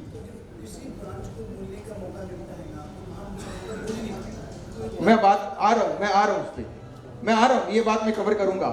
मैं फिर कह रहा हूं, इस चीज को बहुत ध्यान से समझने की आवश्यकता है कि आपकी, मैं यहाँ कुछ प्रांतीय पदाधिकारीगण भी है, लेकिन मैं विशेषकर शाखाओं से बात कर रहा हूं कि आपकी भूमिका युवा मंच में क्या है, आप अपनी शाखा स्तर पर किस तरह से आपको काम करना है। कल हमने डिस्कस किया, उस पर हम चाहे तो और भी बहुत सारी बातें कर सकते हैं, लेकिन युवा मंच के स्वरूप को अगर बदलना है, युवा मंच को अगर नई दिशा, हम कल बात कर रहे थे यहाँ बैठकर, अजय जी नहीं थे, अमृता जी थी, मनीष जी थे और मोहित जी थे, तो हम बात कर रहे थे कि नए सदस्य नहीं जुड़ रहे हैं, कुछ सजेशंस आप लोगों ने भी दिए, लेकिन ये सदस्य यहाँ तो सिर्फ हम परिचर्चा कर सकते हैं, यहाँ हम निर्णय नहीं ले सकते। निर्णय लेने का अधिकार राष्ट्रीय सभा को है, और राष्ट्रीय सभा में आप सब जाइए, राष्ट्रीय सभा में आप बात करिए और राष्ट्रीय सभा में अपनी बातों को रखिए। मैं कहता हूं निर्णय क्यों नहीं होंगे? निर्णय होंगे और युवा मंच की दिशा बदलेगी, युवा मंच की दशा बदलेगी। और ये जो नहीं हो रहा है अगर ऐसा कुछ, तो इसके जिम्मेदार सिर्फ और सिर्फ आप लोग हैं, इसके जिम्मेदार और कोई नहीं है। राष्ट्रीय सभा का काम क्या है? Formation of Manch policies and programs, adoption of annual reports, accounts and appointing the auditor, ये कुछ मुख्य इसके कार्य है। अमेंडमेंट ऑफ मंच कॉन्स्टिट्यूशन, संविधान में अगर कुछ बदलाव करने हैं, संशोधन करना है, अगर हमें संविधान हमें बोलता है कि भाई ये काम ऐसे होगा कि भाई सपोज 200 से ऊपर सदस्यों वाली शाखाओं को 7 प्रतिनिधि भेजने का अधिकार है, नहीं उसको 5 ही करना है या 10 करना है, ये काम सिर्फ और सिर्फ राष्ट्रीय सभा ही कर सकती है। संविधान में किसी भी प्रकार के बदलाव का अधिकार सिर्फ और सिर्फ राष्ट्रीय सभा में है, सभा को है, और राष्ट्रीय सभा में आप सब शामिल हो। राष्ट्रीय सभा के बाहर संविधान में किसी भी प्रकार का बदलाव नहीं हो सकता है। Then electing the NP and zonal NVP, उस क्षेत्र के राष्ट्रीय उपाध्यक्ष। तो आप राष्ट्रीय अध्यक्ष का चुनाव आप कर रहे हो, आप अपने क्षेत्र के राष्ट्रीय उपाध्यक्ष का चुनाव आप कर रहे हो, आप अपने प्रांत के प्रांतीय अध्यक्ष का चुनाव आप कर रहे हो, आप अपने मंडल के मंडलीय उपाध्यक्ष का चुनाव आप कर रहे हो। आप में राष्ट्रीय अध्यक्ष के जस्ट उसी की रेप्लिका है प्रांतीय सभा, जिसमें एक तो ये संविधान संशोधन का पॉइंट नहीं है और बाकी जो भी चीजें हैं वो राष्ट्रीय स्तर की जगह प्रांतीय स्तर की है। तो प्रांतीय स्तर पर भी कहीं ना कहीं आप सभी की उतनी ही बड़ी भूमिका है जितनी हमने अभी अभी राष्ट्रीय स्तर की बात की। लेकिन आपको समझना पड़ेगा कि आपके पास क्या चीजें हैं, आपको युवा मंच को अपनाना पड़ेगा, आपको युवा मंच के लिए सोचना पड़ेगा, आपको युवा मंच के लिए कार्य करना पड़ेगा। अजय जी ने एक बहुत अच्छी बात पूछी कि हमारे जो सदस्य मनोनीत होते हैं वो राष्ट्रीय सभा में जाते तो हैं लेकिन वहां बोल नहीं पाते हैं। अब मैं इस पे आऊंगा। जब हमने ये बात समझ ली है कि इस बॉडी का काम क्या है, राष्ट्रीय सभा या प्रांतीय सभा की भूमिका क्या है, अब मैं आता हूं मनोनयन पे। मनोनयन की संख्या आपको पता हो गई कि भाई हमारी शाखा में 51 सदस्य है तो हमको इतने मनोनीत करने हैं राष्ट्रीय सभा में और इतने करने हैं प्रांतीय सभा में। मनोनयन की प्रक्रिया भी आपने समझ ली कि कैसे मनोनीत करना है, कैसे करना है। एक बार वापस बोलिए, राष्ट्रीय सभा के सदस्यों का मनोनयन कैसे होता है? आप प्रांतीय अध्यक्ष है, बाकी इधर से राष्ट्रीय और प्रांतीय सभा का सदस्यों का मनोनयन करने का अधिकार किसके पास है? शाखा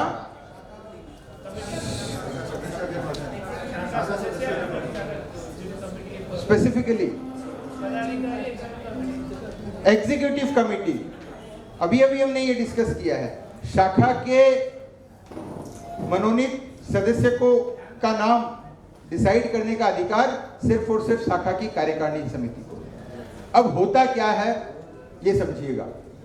शाखा की कार्यकारिणी समिति में हम बैठते हैं, हमें राष्ट्रीय सभा के लिए 4 नाम भेजने हैं, ठीक है, चीज को समझिएगा। हम वहां नाम का डिसीजन कैसे लेते हैं? हम वहां नाम का डिसीजन लेते हैं कि ये मेरा करीबी है, इसका नाम तो डालना पड़ेगा। इसको कार्यकारिणी में लेना था, कोई कारण से नहीं ले पाए, संख्या पूरी हो गई, तो एक काम करते हैं, इसको राष्ट्रीय सभा में भेज देते हैं। या फिर हम सोचते हैं कि इस बार इस वर्ष राष्ट्रीय स्तर के चुनाव हो रहे हैं, प्रांतीय स्तर के चुनाव होंगे और क्योंकि यही सदस्य वहां जाके एज ए वोटर वोट करेंगे, तो मैं जैसे कहूंगा ये, मैं जिसको कहूंगा ये उसको वोट करेगा, तो एक काम करते हैं, इसका नाम डाल देते हैं। हम ये नहीं देखते कि वो वहां जाके शाखा की बातों को वहां रख पाएगा कि नहीं पाएगा, मेरा यस-मैन कौन है। या फिर होता क्या है कि मेरे जैसा कोई व्यक्ति आपको फोन करेगा, आप शाखा के अध्यक्ष हैं, मेरे जैसा कोई व्यक्ति आपको फोन करेगा कि भाई इस वर्ष अपने प्रांत के चुनाव होने हैं या अपने राष्ट्र के चुनाव होने हैं, देखना जो राष्ट्रीय सभा सदस्य और प्रांतीय सभा सदस्य के जो नाम भेजोगे वो देख लेना, अपने लोग होने चाहिए। ये जो अपने लोग, मेरा व्यक्ति, यही कहीं ना कहीं ये जो दिमाग का काम कर रहे हैं संगठन के लिए, जो डिजर्विंग है। आप राष्ट्रीय सभा में कोई नाम मनोनीत कर रहे हैं, उस व्यक्ति के पास पहली बात तो अनुभव होना चाहिए कि संगठन की कार्यशैली क्या है, संगठन में कैसा काम होता है, संगठन का संविधान क्या कहता है, तभी तो वो वहां जाके बात कर पाएगा ना।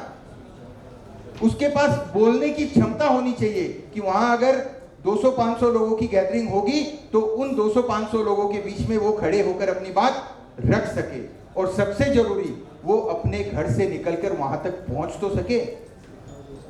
कई बार कई सदस्य बहुत काबिल होते हैं लेकिन उनका व्यापार इस तरह का होता है कि वो अपने घर से निकल के वहां पहुंच ही नहीं पाते हैं, तो क्या वो सदस्य वहां जाके कुछ बोल पाएंगे?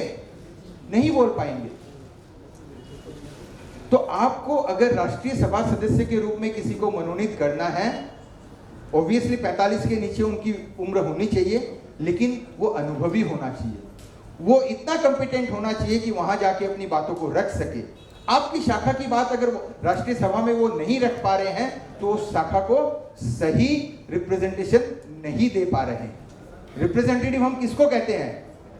किसको कहते हैं? जो अपनी बातों को, कई बार होता है ना कि भाई कोई फॉरेन डेलीगेट्स के सामने बात रखनी है, यूएन में जाके अपनी बात रखनी है, भारत सरकार किसका मनोनयन करती है? भारत सरकार उस व्यक्ति का मनोनयन यूएन के लिए नहीं करती है जो बोल ही नहीं पाता है, जो अपनी बातों को रख ही नहीं पाता है, या जो फॉरेन पॉलिसीज को, इंटरनेशनल पॉलिसीज को समझ ही नहीं पाता है। उसका मनोनयन इस बेस पे किया जाता है। ये सारी चीजें देख के की जाती है कि क्या वो इंटरनेशनल पॉलिसीज को समझता है, क्या वो हमारी बात को वहां प्रेजेंट कर पाता है, क्या वो कॉम्पिटेंट एनफ है या नहीं है। हम अगर अपने आदमी, मेरा फोन आ गया और अमित जी ने कहा है कि भाई इस बार वोटिंग होनी है, आप अपने आदमी को, ऐसा व्यक्ति होना चाहिए जो अपने बात सुने, और इस तरह की क्राइटेरियाज पे अगर अपने शाखाओं के राष्ट्रीय और प्रांतीय सभा सदस्यों का मनोनयन करेंगे तो युवा मंच कभी भी आपको माफ नहीं करेगा। मैं ये इतना कह रहा हूं, युवा मंच कभी भी आपको, अगर हम युवा मंच में कोई भी कमियां पा रहे हैं तो इसका कारण कहीं ना कहीं यही सोच है। डन? कोई डिस्कशन इस पॉइंट पे? क्योंकि ये बहुत इंपॉर्टेंट चीज है, मैंने इसीलिए इस बात पे थोड़ा सा, और भी कुछ इंपॉर्टेंट बातें हैं, लेकिन मैं चाहूंगा कि इस पे अगर कहीं भी कोई, मैंने राष्ट्रीय सभा की बात की है, प्रांतीय सभा में वो सारी चीजें एक जैसी है, वो रेप्लिका है। सिर्फ कॉन्स्टिट्यूशन अमेंडमेंट नहीं हो सकता है, बाकी जो राष्ट्रीय स्तर पे हो सकता है वही प्रांतीय स्तर पर प्रांतीय सभा में होता है। साल में 2 जी, प्रांतीय सभा 1। देखिए, NEC means national executive meeting, और स्टेट लेवल पे होगी PEC, provincial executive meeting. Executive साल में 2 होगी, जिसको हम कार्यकारिणी समिति कहते हैं। 2 कार्यकारिणी समिति। और जो प्रांतीय सभा और राष्ट्रीय सभा है, जिसमें शाखाओं के, देखिए कार्यकारिणी का गठन कौन करता है? बेसिकली अध्यक्ष करता है, लेकिन राष्ट्रीय सभा और प्रांतीय सभा का गठन अध्यक्ष नहीं करता है, वो उसका गठन संविधान करता है। संविधान बताता है कि इसका गठन कैसे होगा, और उसमें शाखाओं के रिप्रेजेंटेटिव शामिल होते हैं। ये दोनों मीटिंग साल में 1, प्रांतीय सभा साल में 1, राष्ट्रीय सभा साल में 1। जैसे इस वर्ष के प्रारंभ में बेंगलोर में हमारी राष्ट्रीय सभा हो चुकी है, जनवरी में राष्ट्रीय सभा बेंगलोर में हो चुकी है। अब जो अगली राष्ट्रीय सभा होगी वो संभवतः दिसंबर में होगी, और जिसमें अगले राष्ट्रीय नेतृत्व का चुनाव भी होना है। डन? और यहां एक बात और जोड़ना चाहूंगा, अभी वर्तमान परिप्रेक्ष्य में संविधान ये कहता है कि आपको 30 जून तक अपने शाखा का जो भी मनोनयन का कार्य है वो पूरा कर लेना है। कितने जून तक? 30 जून तक, वर्ष 26-27 के लिए। ये एनुअली होता है। वर्ष 26-27 के लिए आपको अपनी शाखा के जो भी मनोनीत सदस्यों का नाम भेजना है, या राष्ट्रीय सभा में आपका पदेन सदस्य कौन होगा अध्यक्ष मंत्री से, उसका नाम भेजना है, तो ये 30 जून तक करना है। प्लस आपको अपनी शाखा की सदस्यता संख्या के हिसाब से फीस भी क्लियर करनी है। 30 जून तक अगर नहीं करेंगे तो आपको, आपकी शाखा को आने वाले राष्ट्रीय नेतृत्व के चुनाव में या फिर आने वाले प्रांतीय नेतृत्व के चुनाव में वोटिंग अधिकार प्राप्त नहीं होगा। ये संविधान कहता है, और इस बात को इस बार हमारा राष्ट्रीय नेतृत्व बहुत सीरियसली ले रहा है, और इस चीज को सीरियसली इंप्लीमेंट किया जा रहा है। इस बात के लिए मैं हमारे राष्ट्रीय नेतृत्व का आभार व्यक्त करता हूं। मैं चाहूंगा कि आप सभी उनका कर्तव्य ध्वनि से अभिवादन करें, क्योंकि संविधान का स्ट्रिक्टली परिपालना होना अति आवश्यक है। डन? जी बताइए। ओके, नहीं, नई ब्रांच 31 मार्च के बाद। अच्छा हुआ आपने ये क्वेश्चन किया, और बहुत अच्छा क्वेश्चन। 30 जून जो एग्जिस्टिंग ब्रांच हमारी थी उनके लिए डेडलाइन है। 31 मार्च के बाद, मतलब नई ब्रांच अगर कोई भी खुली है, उसको इस वर्ष हो रहे चुनाव में कोई भी वोटिंग अधिकार प्राप्त नहीं होगा। 31 मार्च, पहले ये प्रावधान 365 दिन का था कि चुनाव के 365 दिन, फिर इसमें अमेंडमेंट लाके 31 मार्च, क्योंकि हमारे चुनाव का टाइमिंग ऑलमोस्ट फिक्स होता है, तो 31 मार्च किया गया। अब 31 मार्च 2026 के बाद अगर किसी शाखा का गठन हुआ है, जैसे कल कोई एक हमारे बंधु बता रहे थे कि 1 महीने पुरानी शाखा है, तो आपको इस वर्ष हो रहे राष्ट्रीय और प्रांतीय नेतृत्व के चुनाव में आपका प्रतिभागन नहीं होगा। बोलिए।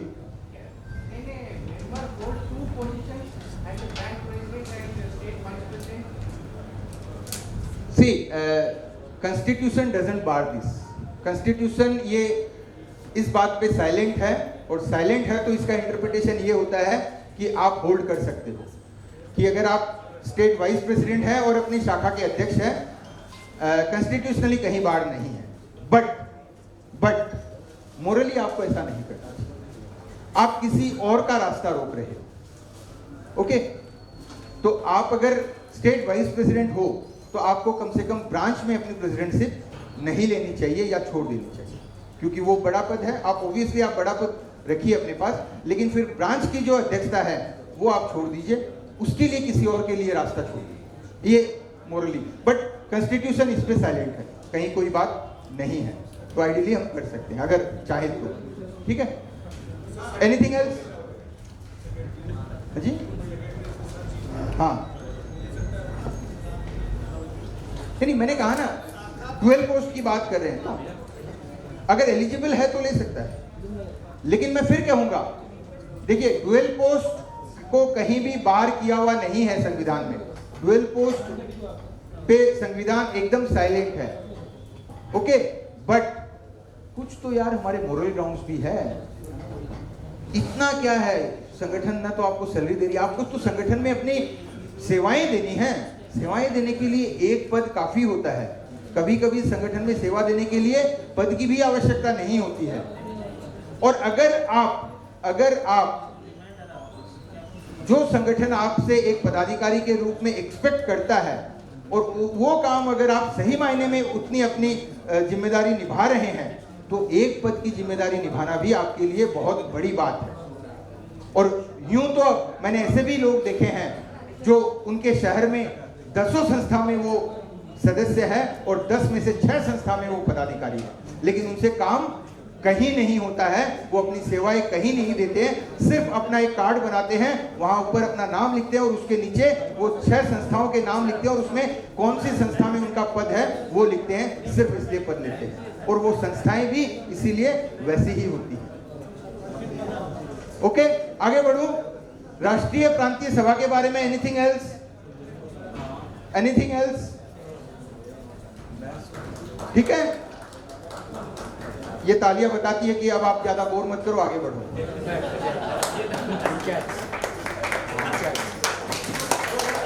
ये इस स्लाइड पे आपका ध्यान चाहूंगा। क्या लिखा है? क्यों? हमारी महिला सदस्याएं यहां बैठी हुई हैं। देखिए, युवा मंच के संविधान में कहीं भी महिला शाखा के हिसाब से कोई वर्णन नहीं है। मुझे पता आप लोगों ने संविधान नहीं पढ़ा है, इसलिए मैं आपको चला के बता रहा हूं कि युवा मंच के संविधान में महिला शाखा के नाम से किसी भी शाखा को डिफाइन नहीं किया गया है। अमृता जी, आपको पता है ये बात? नहीं पता? आप एक बार संविधान देखिएगा, संविधान में शाखाओं के लिए बहुत सारी बातें लिखी हुई है, लेकिन कहीं भी ये नहीं लिखा है कि महिला शाखा के लिए ये प्रावधान। क्यों? क्योंकि जब युवा मंच प्रारंभ हुआ और जब हमारी शाखाओं का गठन प्रारंभ हुआ, तब से हमने जेंडर इक्वलिटी, पहली बात तो जेंडर इक्वलिटी को वरीयता दी, और हम चाहते हैं कि हमारे युवा, जिसमें युवक और युवती दोनों शामिल हैं, वो अपने एक साथ कंधे से कंधा मिलाकर काम करें। अब बात ये आती है कि फिर हमारी ये महिला शाखाओं का गठन क्यों हुआ, कैसे हुआ, मतलब इसके पीछे क्या सोच थी? गठन तो हुआ है, बहुत सारी महिला शाखाएं हैं जो हम बात कर रहे हैं ना, Jagruti, Pragati, mid town, Nashik mid town शाखा है ना आपकी। तो ये क्यों हुआ, इसके पीछे क्या सोच थी? हाँ बताइए, मैं चाहता हूं आप बोले। माइक बताइए।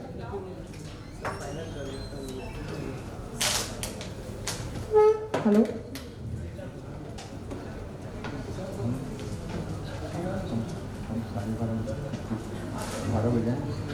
हेलो, जो महिला की प्रॉब्लम्स बहुत सारी होती है एक please excuse me, Rahul silence बोलो। क्या बोल रहे थे? क्या था? इधर बहुत इंपॉर्टेंट पॉइंट है, प्लीज, है ना? हाँ, मुझे बोलना था कि महिलाओं की जो भी प्रॉब्लम्स होती है वो एक महिला ही समझ सकती है। करेक्ट। इसलिए महिला शाखा का गठन करना बहुत जरूरी है। बहुत सारी समस्याएं होती है, जैसे वो मैं हाँ समझ रहा हूँ, ठीक है, डन। इसलिए महिला शाखा महिलाओं की, इन्होंने कहा महिलाओं की बहुत सारी उसके समस्याएं solution के होती लिए। है जिसको महिलाएं ही समझ सकती है, उसका सलूशन महिलाएं ही कर सकती है। मैं जोरदार ताली चाहूंगा आपके लिए। लेकिन अब मेरा अगला सवाल ये है, आप में से कोई भी इसका जवाब दे सकते हैं, आप भी जवाब दे सकती हैं कि हमारी कोई एक महिला सदस्य ये बताएं कि हम इस संबंध में क्या काम हमने किया है। कोई अगर एक शाखा ने कोई एक काम किया होगा जो स्पेसिफिकली महिला से संबंधित होगा, जो स्पेसिफिकली महिलाओं की समस्या के सलूशन के दिशा में कोई काम किया होगा, बताइए। जैसे हम नारी चेतना के कार्य करते हैं, तो नारी चेतना में मतलब उन लोगों को चीज़ें सिखाना और कोई भी क्या चीजें सिखाना? क्या सिलाई क्लास चलाते हैं। हाँ जी, इंडिपेंडेंट बनाने का ट्राई करते अच्छा, हैं हम। ओके। वो जेंट्स भी कर सकते हैं, लेडीज भी कर सकती ठीक है। है, बट जो टाइम लेडीज दे सकती है, कंपैरिजन मतलब जो फील हुआ हम लोगों को वैसा ही। ठीक है। और लेडीज के लिए आप क्लासेस चलाती है, तो जो हमारी लेडीज का प्रतिभागन है वो अगर महिला शाखा काम कर रही है तो शायद वो इजीली होता है। आज अगर कोई जेंट्स अप्रोच करे तो शायद कुछ महिलाओं को हिचक हो सकती है। Okay, done. हाँ जी, लेडीज ज्यादा टाइम पे निकाल सकती है, जो हाउसवाइफ्स हैं, करेक्ट, उनके पास देखिए सेकंड काम है जो कर सकते हैं अपना सोशल वर्क। करेक्ट, जेंट्स के पास बिजनेस होता है तो इतना ध्यान नहीं दे पाते डेली बेसिस पे। करेक्ट, तो हम लोग हमेशा ये ध्यान रखते हैं। बहुत अच्छा जी। आ रहा हूँ, जैसे माइक लीजिए। हेलो, जैसे हमारे शहरों में बहुत सी बस्तियाँ होती है, गरीब लोग होते हैं, तो पढ़ी लिखी नहीं होती है, उन्हें नहीं पता होता है कि उनके लिए क्या हाइजीनिक होता है। तो ऐसी जगहों में हम जाते हैं, उन्हें बताते हैं कि आपके लिए फिजिकली क्या हाइजीनिक है, और उसके लिए हम पैड का वितरण करते हैं। जो गर्भवती महिलाएं होती हैं उन्हें पोषक आहार, उनके लिए कपड़े आदि, और उनसे पूछते हैं कि आपको क्या प्रॉब्लम है और हम उन्हें क्या प्रोवाइड कर सकते हैं। बहुत सुंदर, बहुत सुंदर, बहुत सुंदर। ठीक है जी, माइक है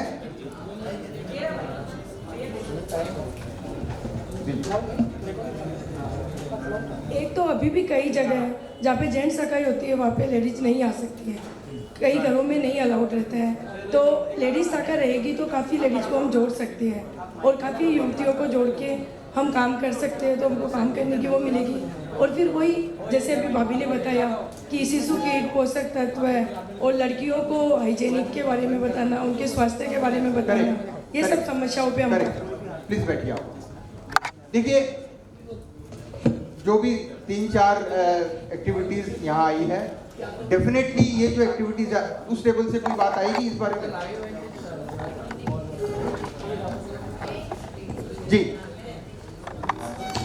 करेक्ट।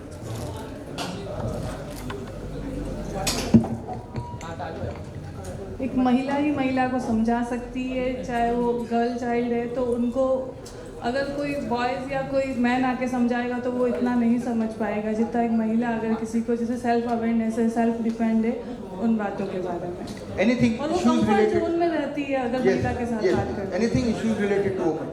मैं लास्ट एक कमेंट यहाँ से चाहूँगा। हम लोग गरीब कन्याओं के लिए जो शादी का सामान होता है वो भी उन लोग को डोनेट करते हैं। ठीक है, बैठिए। देखिए, महिला शाखाओं का कंसेप्ट क्यों आया?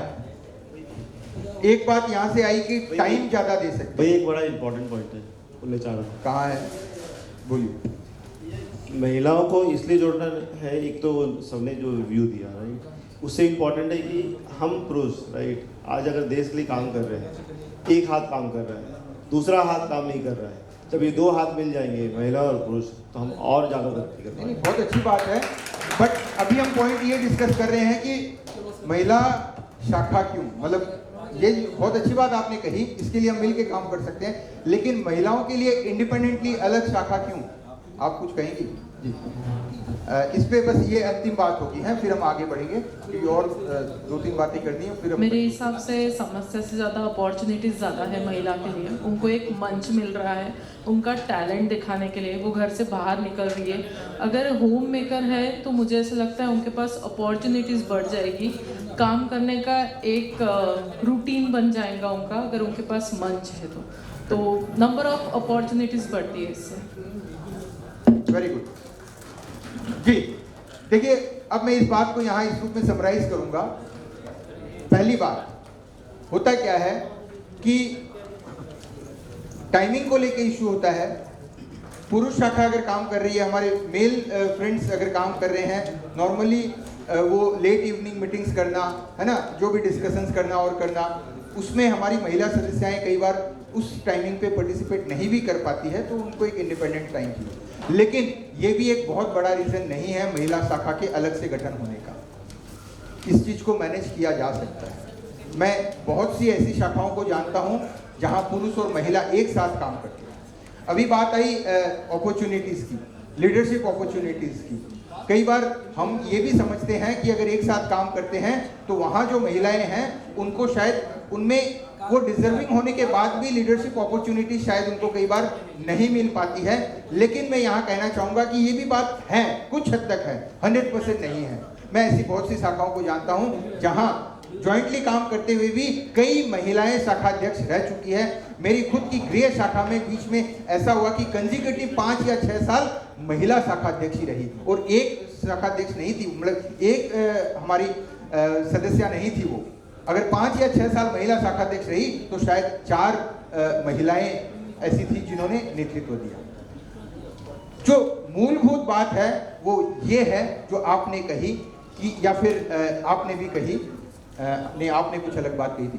तो जो मूलभूत बात यह है कि कुछ महिलाओं से संबंधित ऐसे इश्यूज होते हैं जो महिलाओं से, जैसे कल हमने बात की ना कि भाई समाज की समस्याओं के निवारण के लिए हमें काम करना है। तो अब समाज में महिलाएं अभिन्न अंग है, और महिलाओं की अगर कोई समस्या है और उस पर हमें अगर काम करना है, आपने हाइजीन की बात की, इसके बियॉन्ड भी मैं जाके बात करना चाहूंगा। मान लीजिए कि मैं बात करूं कि आज अगर मैं समाज की बात करूं, समाज के समस्या की बात करूं, तो एक बहुत बड़ी समस्या है समाज में डिवोर्स इश्यूज। फैमिलीज टूट रही है, परिवार टूट रहे हैं, शादी होती है, हम कई सारे एग्जांपल्स ऐसे आ रहे हैं 2-3 साल के अंदर टूट जाती है। इसके कारण हमें तलाशने हैं, और इसके कारण तलाशने में महिलाओं की बहुत बड़ी भूमिका हो सकती है। कैसे? हमारी आज की बच्चियां बहुत अच्छा कर रही है, पढ़ रही है, प्रोफेशनल्स बन रही है, ओके, बिजनेस में भी आ रही है, बहुत अच्छा कर रही है। और जब उनकी एक प्रोफेशनल लाइफ स्टार्ट होती है और उसी समय उनकी शादी होती है, वो एक नए परिवार में जाती है, तो कई बार वो चीजों को बैलेंस नहीं कर पाती है। और इसमें गलती सिर्फ उस लड़की की नहीं है जो इन चीजों को बैलेंस नहीं कर पा रही है, कई बार इसमें गलती फैमिलीज की भी होती है, वो चाहे कोई भी साइड, दोनों साइड की फैमिलीज हो सकती है, ओके। अब इसके लिए कुछ काउंसलिंग्स की जरूरत है। काउंसलिंग किसकी? पहली उस लड़की की भी, कि भाई तुमने पढ़ाई लिखाई कर ली, तुम बिजनेस में हो, तुम प्रोफेशनल हो, लेकिन परिवार के प्रति भी तुम्हारी जिम्मेदारी है। परिवार में जो बुजुर्ग हैं उनकी भी एक अपेक्षा है कि हमारी घर पे हमारे बहू आएगी और हमें कुछ ऐसा। देखिए, ये कहीं गलत नहीं है।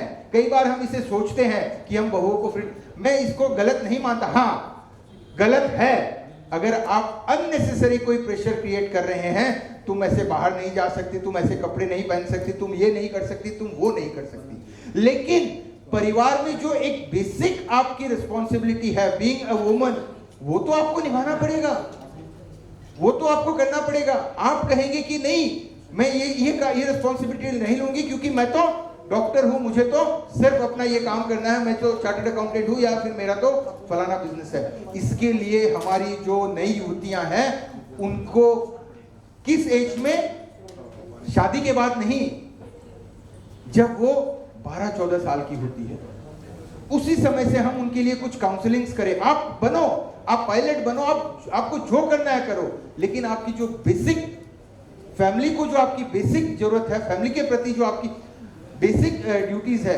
वो भी आपको साथ में संभालनी है। आपको लाइफ को बैलेंस करना है, हमारी बच्चियों को ये आपको समझाना है। एट द सेम टाइम में लड़कों के लिए भी ये बात कहना चाहता हूं कि लड़कों के लिए भी हमें इस तरह के काउंसलिंग, भाई तुम शादी करके लाए हो घर पे, उसको भी इक्वली रिस्पेक्ट दो, उसकी चीजों को भी समझो, वो क्या चाहती है। तुम अगर ऑफिस गोइंग हो, वो भी अगर ऑफिस गोइंग है, तो उसको भी इक्वली स्पेस दो। हमारे पेरेंट्स के लिए हम कुछ काउंसलिंग ये करवा सकते हैं। और ये सारे काम हमारी महिला शाखाओं से अच्छा कोई कर नहीं सकती है, इसके लिए हमारी महिला शाखाएं। इस संबंध में मैं एक और छोटी सी बात कहूंगा, मैं कई जगह ये बात कहता हूं, कई बार हमने देखा है कि हम अपनी बच्चियों को, वो पढ़ाई में बहुत अच्छी है, वेरी ब्राइट, लेकिन उसको हम सही जगह नहीं भेज पा रहे हैं। सिर्फ क्यों? क्योंकि हमारे मन में एक इनसिक्योरिटी है, यार लड़की हम इसको भेजे कि नहीं भेजे, बाहर जाएगी, वहां हमारा कोई अपना है नहीं, कोई नियर रिलेटिव है नहीं, हम वहां किसी को पहचानते नहीं है, ठीक है ना। तो हम बहुत लोग बहुत छोटी छोटी जगहों से आते हैं और हम अपनी बच्चियों को, बेटा होगा उसको भेज देंगे, भाई तू जा बेंगलोर जा, तू मुंबई जा, तू दिल्ली जा, तू फलाने जगह जा, तू फॉरेन जा। बेटी होगी हम 4 बार सोचेंगे। उनकी इनसिक्योरिटी को दूर कैसे किया जा सकता है? हमारा इतना बड़ा नेटवर्क है। अगर कोई गुवाहाटी से हमारी बेटी बेंगलोर आ रही है और बेंगलोर में उनका कोई करीबी नहीं है, गुवाहाटी का अगर युवा मंच का कोई मेंबर, युवा मंच की कोई महिला सदस्य उस परिवार से बात करती है और कहती है कि हमारी महिला शाखा बेंगलोर में भी है, मैं उनसे बात करती हूँ, अगर कोई भी बात होगी आपको मैं उनका नंबर दे रही हूँ, उनसे बात करवा रही हूँ, आपकी बेटी का उनका सपोर्ट रहेगा, वो परिवार कितना मोरली सेफ ये करेगा। तो इस तरह के काम आपको करने, आपको ब्लड डोनेशन नहीं करने, मैं खुली तौर पे कह रहा हूं, अगर महिला शाखाएं भी वही सारे काम करना प्रारंभ कर दें जो हमारी पुरुष शाखाएं कर रही है, तो फिर ये जो हम महिला शाखा का गठन अलग से कर रहे हैं, इनकी कोई आवश्यकता नहीं रहेगी। सूरत और सूरत जागृति एक जैसे काम कर रही है, फिर 2 शाखा क्यों? फिर 2 शाखा क्यों? हमें ये समझना पड़ेगा कि बीइंग महिला, बीइंग वुमन, हम कुछ समाज के लिए अलग कर सकते हैं, और समाज, पर्टिकुलरली समाज के लिए अगर कुछ करना है तो पुरुषों से कम 3 गुना अधिक कंट्रीब्यूशन हमारी महिलाएं कर सकती है, ये मुझे पता है। तो ये काम आप कर सकते हो। ओके, तो आप अपना जो कैलेंडर है वो इस रूप में प्लान करो। 3 महीने में एक सेशन रखो हमारी नव युवतियों के लिए, जो हमारी युवतियां हैं, विशेषकर मैं बात कर रहा हूँ ये हमारे जो छोटे छोटे शहर है वहां के लिए, उनके साथ इंटरेक्ट करो, उनकी समस्याओं को समझो, उनको क्या सपोर्ट चाहिए वो आप बताओ। वो अगर बाहर जाना चाहती है, हमारे इतना बड़ा हमारा नेटवर्क है, उनको कनेक्ट करवाओ, उनको एक मोरल सपोर्ट मिलेगा, और इस तरह के अनगिनत काम हम कर सकते हैं।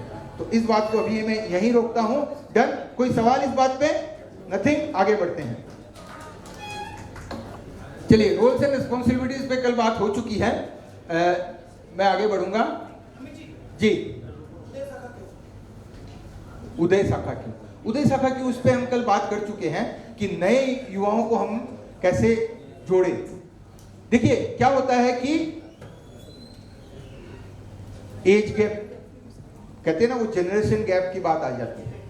हमारा जो एज ब्रैकेट है वो 18 से 45 है, और 18 से 45 जब है, और इन दिनों देखा गया है कि 30 या 35 साल के बाद हमारे मतलब सदस्य जुड़ते हैं युवा मंच से, तो वहां एक 35 साल 40 साल का व्यक्ति काम कर रहा है और वहां 18-20 साल का बच्चा वो कंफर्टेबल महसूस नहीं करेगा, तो उसको फ्रीडम मिले, वो अपने तरीके से काम कर पाए। तो एक कंसेप्ट आया उदय शाखा, सिंपली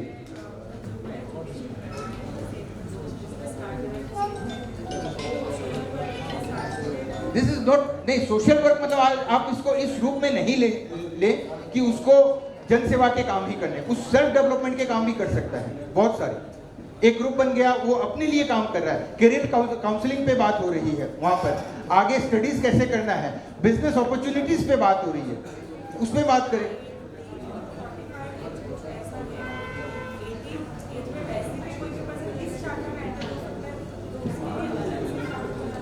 नो, ये मैंडेटरी नहीं है, जैसे मैंने कहा महिला शाखा मैंडेटरी नहीं है, कॉन्स्टिट्यूशन में इसका कोई प्रोविजन है ही नहीं।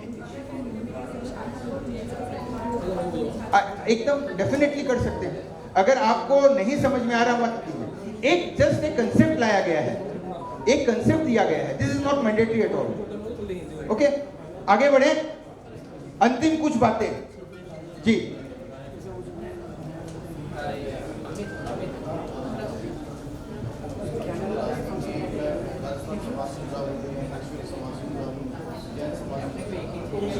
आपको बेसिक ऑब्जेक्टिव समझाने पड़ेंगे, वो ले लेता है, वो वाली है ना उधर वाली। आपको बेसिक ऑब्जेक्टिव समझाने पड़ेंगे कि क्या डिफरेंस क्या है। देखिए, कोई ऑर्गेनाइजेशन का, संस्था का ऑब्जेक्टिव होता है धार्मिक, है ना, उन्हें धर्म की बात कि भाई वो हर संडे मिल के भजन करते, मैं जस्ट एक बात कर रहा हूँ, ठीक है। किसी का ऑब्जेक्टिव होता है कि भाई मुझे सिर्फ जनसेवा करनी है, तो युवा मंच का ऑब्जेक्टिव क्या है, दोनों में फर्क क्या है, वो अगर समझा पाते हैं तो ये बात नहीं आएगी। लेकिन दिक्कत ये है कि हम पहले तो खुद समझ ले, खुद नहीं समझ पा रहे हैं, इसलिए वो जो कह रहे हैं हम उस बात से एग्री कर जा रहे हैं, हाँ भाई, लेकिन lots of differences are there.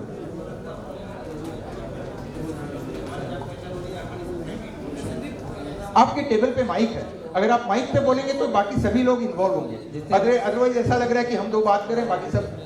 जैसे हमारी सोसाइटी में बहुत सारे समाज लोग रहते हैं, तो हम लोग जब उनसे बात करते हैं, मीटिंग करते हैं, तो वो बताते हैं मैं अग्रवाल समाज से जुड़ा हुआ हूँ, मैं महेश्वरी समाज से जुड़ा हुआ हूँ, मैं जैन समाज से जुड़ा हुआ हूँ। हम लोग हमारा काम हम कर रहे हैं, तो अखिल भारतीय मारवाड़ी युवा मंच, जब आप ये डिस्क्राइब नहीं कर पाएंगे कि मारवाड़ी युवा मंच क्यों, तो आप उनको उनकी बात का जवाब नहीं दे पाएंगे। हम यहाँ बात करें, हम ओवरऑल देखिए, कल एक बात आई कि आंध्र प्रदेश तेलंगाना में गो बैक मारवाड़ी का नारा लगाया गया। असम में बहुत बार हमारे साथ ऐसा होता है कि मारवाड़ी ऐसे है, मारवाड़ी वैसे है। कोई भी इतने समाज, ये प्लीज एक्सक्यूज मी 5 मिनट बाद इसको प्लीज हटाइए एक बार, अभी नहीं, प्रकाश जी प्लीज। कोई भी कहीं भी मारवाड़ी पे अगर कोई विपत्ति आएगी तो ये नहीं कहा जाएगा कि Maheshwari go back, Jain go back, Agarwal go back, क्या कहेंगे? Marwari go back. वो कहते हैं बनिया ऐसे है, बनिया मीन्स क्या, किसको मीन करते हैं? मारवाड़ी को मीन करते हैं। तो ये जो एकता आपको चाहिए, ये मारवाड़ी युवा मंच प्रदान करता है। बाकी आप अपने धर्म के हिसाब से आपको जो करना वो करिए, ये डिफरेंस आपको समझाना पड़ेगा। Thank you. ओके, मैं आगे बढ़ूंगा, मीटिंग्स पे बात नहीं करूंगा, मीटिंग्स पे बात नहीं करूंगा। प्रोटोकॉल से संबंधित कई सारी बातें राहुल जी ने आपको अपने केस स्टडीज के दौरान बताई है कि भाई कैसे प्रोटोकॉल क्या करना है। बाकी मीटिंग की बहुत सारी जनरल बातें यहाँ थी, ये अभी हम नहीं करेंगे। हम अंत में आएंगे लीडर्स। मैं अगले 10 से 15 मिनट के अंदर न सिर्फ इस सेशन बल्कि इस पूरी कार्यशाला को कंक्लूड करूंगा। उसके बाद राष्ट्रीय अध्यक्ष, हमारे राष्ट्रीय उपाध्यक्ष महोदय ने आप सभी के लिए कुछ अवार्ड्स की व्यवस्था की है, अन्य कुछ यहाँ कार्य भी होने हैं। ओके, प्लीज 10 से 15 मिनट आप सभी का ध्यान चाहूंगा। लीडर्स कौन है? युवा मंच का लीडर कौन है? एक सवाल फटाफट, युवा मंच का लीडर कौन है?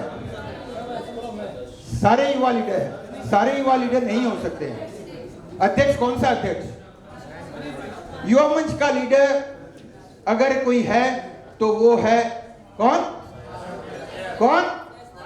शाखा अध्यक्ष। राष्ट्रीय अध्यक्ष युवा मंच का नेतृत्व करता है, इसमें कोई दो राय नहीं है।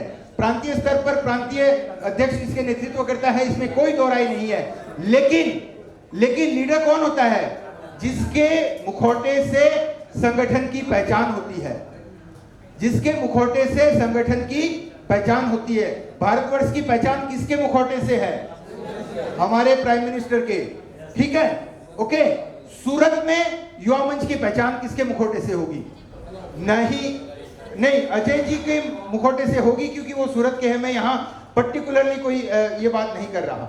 लेकिन जब आप अपने शहर में कार्य करते हैं तो आपके चेहरे से युवा मंच को पहचाना जाता है, आपसे युवा मंच की पहचान बनती है। और अब मैं जब शाखा अध्यक्ष की बात कर रहा हूं तो यहाँ ये जोड़ूंगा, शाखा अध्यक्ष सिर्फ 1 साल के लिए एक होता है, लेकिन संगठन की पहचान कई वर्षों से जब हम काम कर रहे होते तो उसका एक्यूमुलेशन होता है।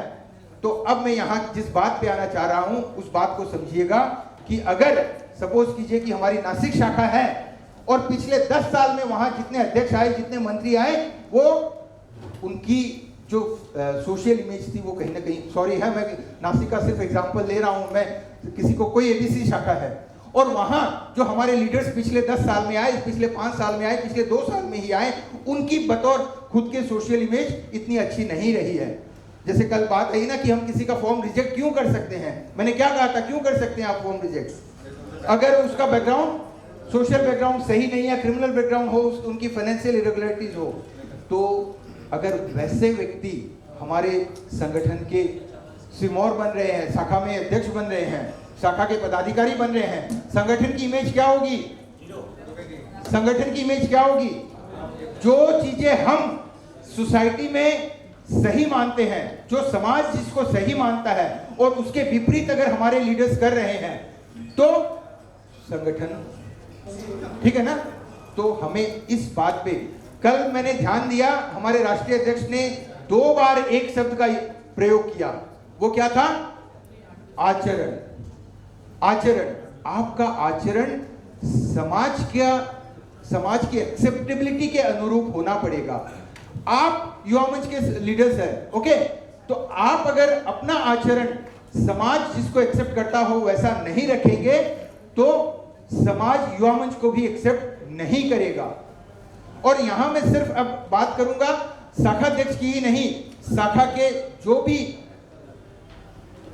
मतलब फ्रंट रनर है, जो शाखा को लीड करते हैं, एक टीम होती है ना, और उस टीम की मैं बात कर रहा हूं, या फिर मैं शाखा के अगर सभी सदस्यों की भी बात करूं तो भी कोई गलत नहीं होगा।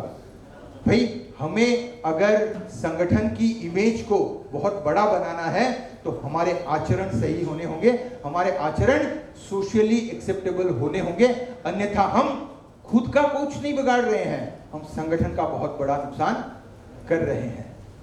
डन। तो लीडर बेसिकली संगठन को लीड करने वाला होता है।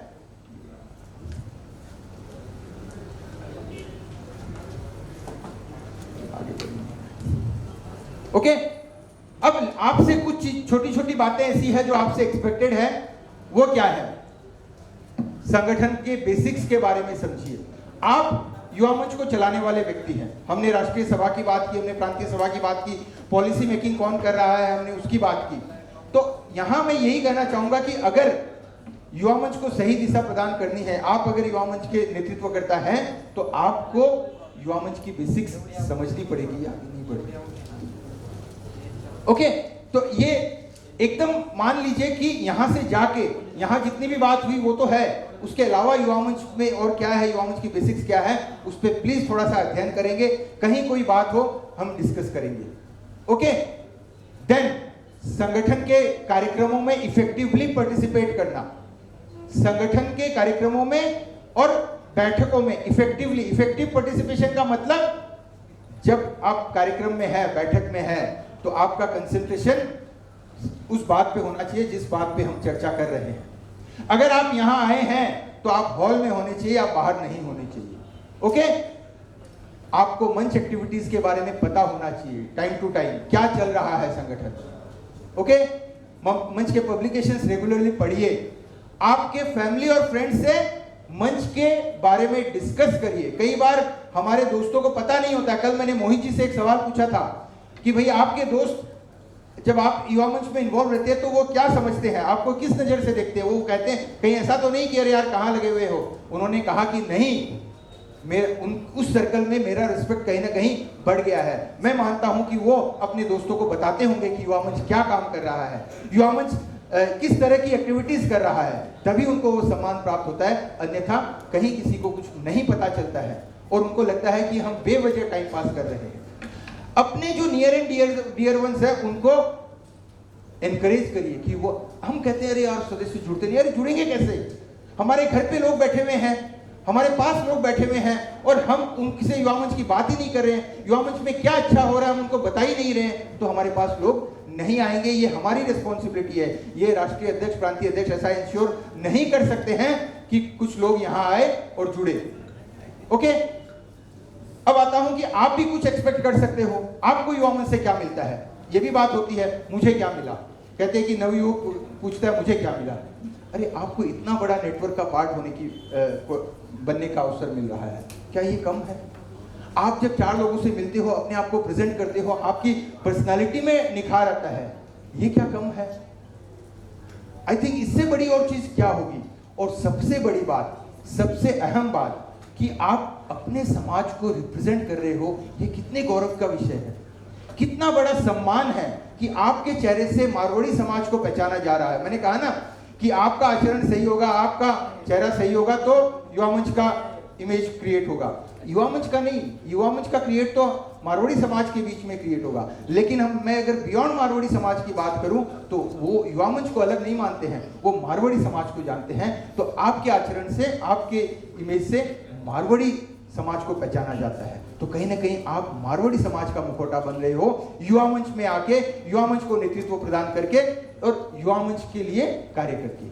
इससे बड़ी कोई गौरव की बात हो नहीं सकती है। लीडरशिप पे राहुल जी ने बहुत सारी बातें कर ली, अब मैं इस बात को स्किप करूंगा।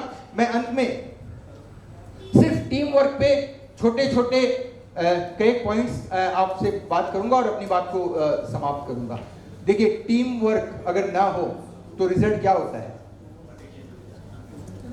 रिजल्ट क्या होता है? वो कार्य सफल हो ही नहीं पाता। किसी ने इधर से काम चालू किया, किसी ने उधर से काम चालू किया और आके हम यहां पहुंच गए। क्या ये पटरी कोई काम आएगी? इस पे रेलगाड़ी दौड़ पाएगी? ऐसा ही हालत हमारी शाखा में भी होता है अगर हमारे बीच में आपसी तालमेल न हो। सही है ना अजय जी? अगर आपसी तालमेल न हो तो हमारी गाड़ी पटरी पर चल ही नहीं पाएगी। ओके, उसके लिए हमें क्या करना होगा? छोटी छोटी कुछ बातों का ध्यान रखना पड़ेगा। Build a team not a group. Team और ग्रुप में फर्क समझते हैं? कहते हैं ना, बोले ये ग्रुपिज्म करने लगे हैं, इनका अपना ग्रुप है। ग्रुप मत बनाइए। Groupism is a very negative thinking. आप अपनी टीम बनाइए, अपने कंपार्टमेंट से बाहर निकलिए। Okay, personal bonding. कल एक सवाल था कि कोई सचिव ने अपना काम कर लिया और प्रेसिडेंट को इन्फॉर्म नहीं किया। अगर पर्सनल बॉन्डिंग होगी तो ऐसी नौबत कभी नहीं आएगी, और अगर आपसी तालमेल नहीं होगा, पर्सनल बॉन्डिंग हो ये रहेगी तो उसमें दिक्कतें आएंगी। मैं सारे पॉइंट्स एक साथ ले लेता हूं ताकि मैं फटाफट कर सकूं, इस बीच आप भी ये कर लो। गुड कम्युनिकेटर आपको होना है, अपनी बातों को क्लियरली विदाउट एनी हेजिटेशन रखना है, विदाउट एनी कंफ्यूजन आपको रखना है। डिसिप्लिन इज नेसेसिटी, ये कोई ऑप्शनल नहीं है। आप में अगर डिसिप्लिन नहीं है तो आप संगठन के लिए, समाज के लिए, इवन अपनी पर्सनल लाइफ में भी कोई काम नहीं कर पाओगे। ये नेसेसिटी है, इसको मान के चलिए। Okay, prepare and participate effectively, इस पे हम बात कर चुके हैं। Behave like a guardian not a boss. आप अपने सदस्यों के बॉस नहीं है, आप अपने अन्य पदाधिकारियों के बॉस नहीं है। अजय जी समझ रहे हैं?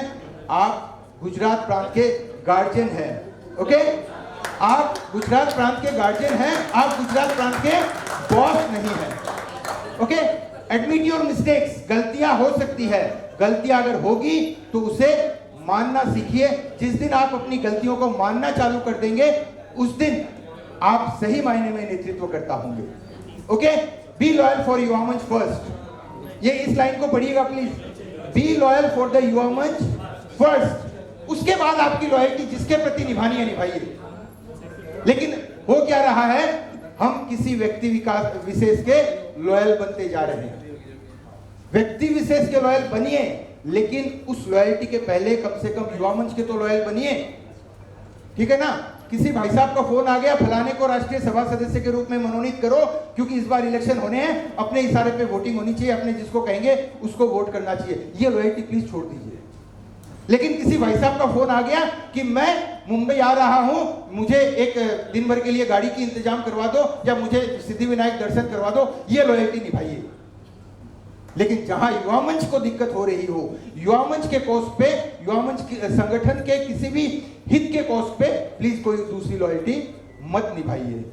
Okay, praise in public, criticise in person, इस बात को हमेशा ध्यान रखिए। हम क्या करते हैं, व्हाट्सएप ग्रुप बनाते हैं, उसमें 100, 150, 200 लोग होते हैं और वहीं पर किसी का क्रिटिसिज्म चालू कर देते हैं। प्लीज ये मत करिए, प्लीज। कोई भी व्यक्ति गलत हो सकता है, गलती कर सकता है, इंटेंशनल गलती हो सकती है, लेकिन अगर वो संगठन में है, आपके साथ है, उसको इस तरह से ह्यूमिलेट करने का अधिकार आपको नहीं है। आप प्लीज उसको ह्यूमिलेट मत कीजिए। हाँ, उसने अगर कुछ अच्छा काम किया है तो आप उसकी बड़ाई कीजिए, तो आप उसको प्रेज कीजिए, वो एनकरेज होगा और वो आगे गलतियां नहीं करेगा, आपका एक अच्छा सपोर्ट सिस्टम बनेगा। Okay, consider opinions not the opinion maker. हम क्या करते हैं, फलाना व्यक्ति मुझे पसंद नहीं है, इसने ये बात कही है, मैं नहीं मानूंगा। लेकिन ऑन द कॉन्ट्ररी वही बात अगर कोई और व्यक्ति कह रहा है जो मुझे पसंद है तो मैं वही बात मान लेता हूं। ऐसा नहीं होना चाहिए। मैं बातों को सही या गलत आकलन मुझे करना है, बातों का आकलन करना है, न कि कौन व्यक्ति कह रहा है उसका आकलन करना है। Okay, you are general member first in your home branch. आप जो भी प्रांतीय पदाधिकारी भी यहाँ पर है, राष्ट्रीय पदाधिकारी भी यहाँ पर है, मैं सबसे यही कहना चाहूंगा कि आप अपने ब्रांच में एक साधारण सदस्य है। मैं होऊंगा पूर्व राष्ट्रीय अध्यक्ष, मैं लेकिन मैं अपने होम टाउन में हूँ, नलवाड़ी शाखा में हूँ, तो मैं वहाँ साधारण सदस्य पहले हूँ, उसके बाद में कोई और हूँ। जिस दिन ये मानसिकता आप अपना लेंगे, जिस दिन अपने सदस्यों को ये एहसास कराना चालू कर देंगे कि भाई मैं तो आपके बीच का ही एक हूँ, मैं आपसे बाहर का नहीं हूँ, तो आप देखिएगा कि वो आपको आगे भेजेंगे, वो आपको पुश करेंगे कि नहीं तुम आगे जाओ भाई, तुम डिजर्व करते हो। If you can't contribute vacate the place. आपसे काम नहीं हो रहा है, हो सकता है आपके फैमिली में कोई दिक्कत है, हो सकता है आपके परिवार आपके बिजनेस में आपको ज्यादा समय देना पड़ रहा है, आपका बिजनेस अलाउ नहीं कर रहा है कि आप संगठन के लिए समय निकालें, तो आप उस पोजीशन पे अपना पद छोड़ दीजिए, अपना दायित्व छोड़ दीजिए। कोई और व्यक्ति जो काम कर सकता है संगठन के लिए, उसके लिए जगह खाली कीजिए। प्लीज जगह को ब्लॉक करके मत रखिए, प्लीज जगह को ब्लॉक करके मत रखिए। Okay, done. एनीथिंग एल्स इस स्लाइड पे? नथिंग। चलिए अब खत्म करते हैं। ईच एंड एवरीवन, आप सब क्या हो? हम ब्रांड बिल्डिंग की बात करते हैं, हम बात करते हैं कि युवा मंच का ब्रांड बिल्डिंग नहीं हो रहा है। ब्रांड बिल्डिंग के लिए क्या काम कर रहे हैं? अरे ब्रांड तो आप सब हो। कैसे हो? आप सब अगर अच्छा काम करोगे, आप सब के आचरण अगर अच्छे होंगे, आप सब अगर समाज के लिए, संगठन के लिए सही दिशा में कार्य करेंगे, तो युवा मंच का ब्रांड क्रिएट होगा। और न सिर्फ युवा मंच, बल्कि किसका ब्रांड क्रिएट होगा? मारवाड़ी समाज का ब्रांड क्रिएट होगा कि मारवाड़ी जो युवा है, मारवाड़ी समाज के युवाओं को देखो, वो इतना अच्छा काम करते हैं और समाज के लिए, राष्ट्र के लिए ऐसा कार्य कर रहे हैं। ओके, ये बात हमने की है। युवा मंच क्या है? इंडियन ओरिजिन का सबसे बड़ा सामाजिक संगठन है, सबसे बड़ा सामाजिक संगठन। ओके, जो संगठन भारतवर्ष से निकला हो और उसके भाग्य विधाता आप सब हो। हमने बात की ना, राष्ट्रीय सभा, प्रांतीय सभा। ओके, उसके भाग्य विधाता कौन है? कौन है? आप सब हो। ये बात समझ में आई ना? नहीं आई? यस। और ये बात अगर समझ में आई, तभी क्या हो सकता है? क्या हो सकता है? ये चमक बढ़ सकती है। ये आप क्या है? मसाल। मसाल क्या है? मसाल हमारा सिंबल है। युवा मंच के एग्रेशन का, कहते हैं युवा मंच आंदोलन हुआ करता है, और उस आंदोलन को लीड कौन करता है? किसी भी आंदोलन को एक मशाल, जिसको हमने हमारे लोगों में रखा है। और इस मसाल की चमक बढ़ती चली जाए, इसके जिम्मेदार कौन है? इसके जिम्मेदार कौन है? आप सब। Okay, thank you very much everyone. और आप सभी ने बहुत शानदार तरीके से पार्टिसिपेट किया, आप सभी ने बहुत सुंदर तरीके से इस कार्यशाला में अंश ग्रहण किया, उसके लिए thank you very much. Thank you.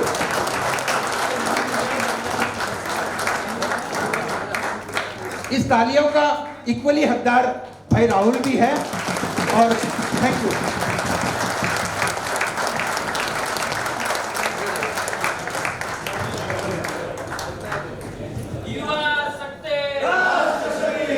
Over to Saket Ritolia ji. अब सबसे पहले ग्रुप फोटो का काम करते हैं। या रेडी? हाँ हाँ सब आएगा। Wait keep smile everyone.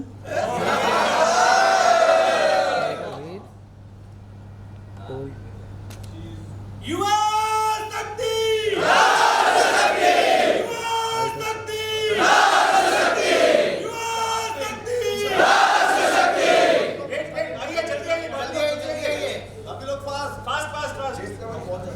शक्ति, मंच संदेश में होने वाले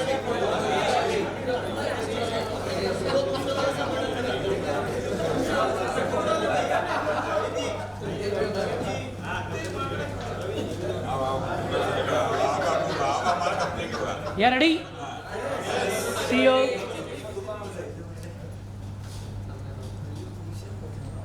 पढ़ाई सीरियस थी, हंसते रहना हमको। Wait keep smile everyone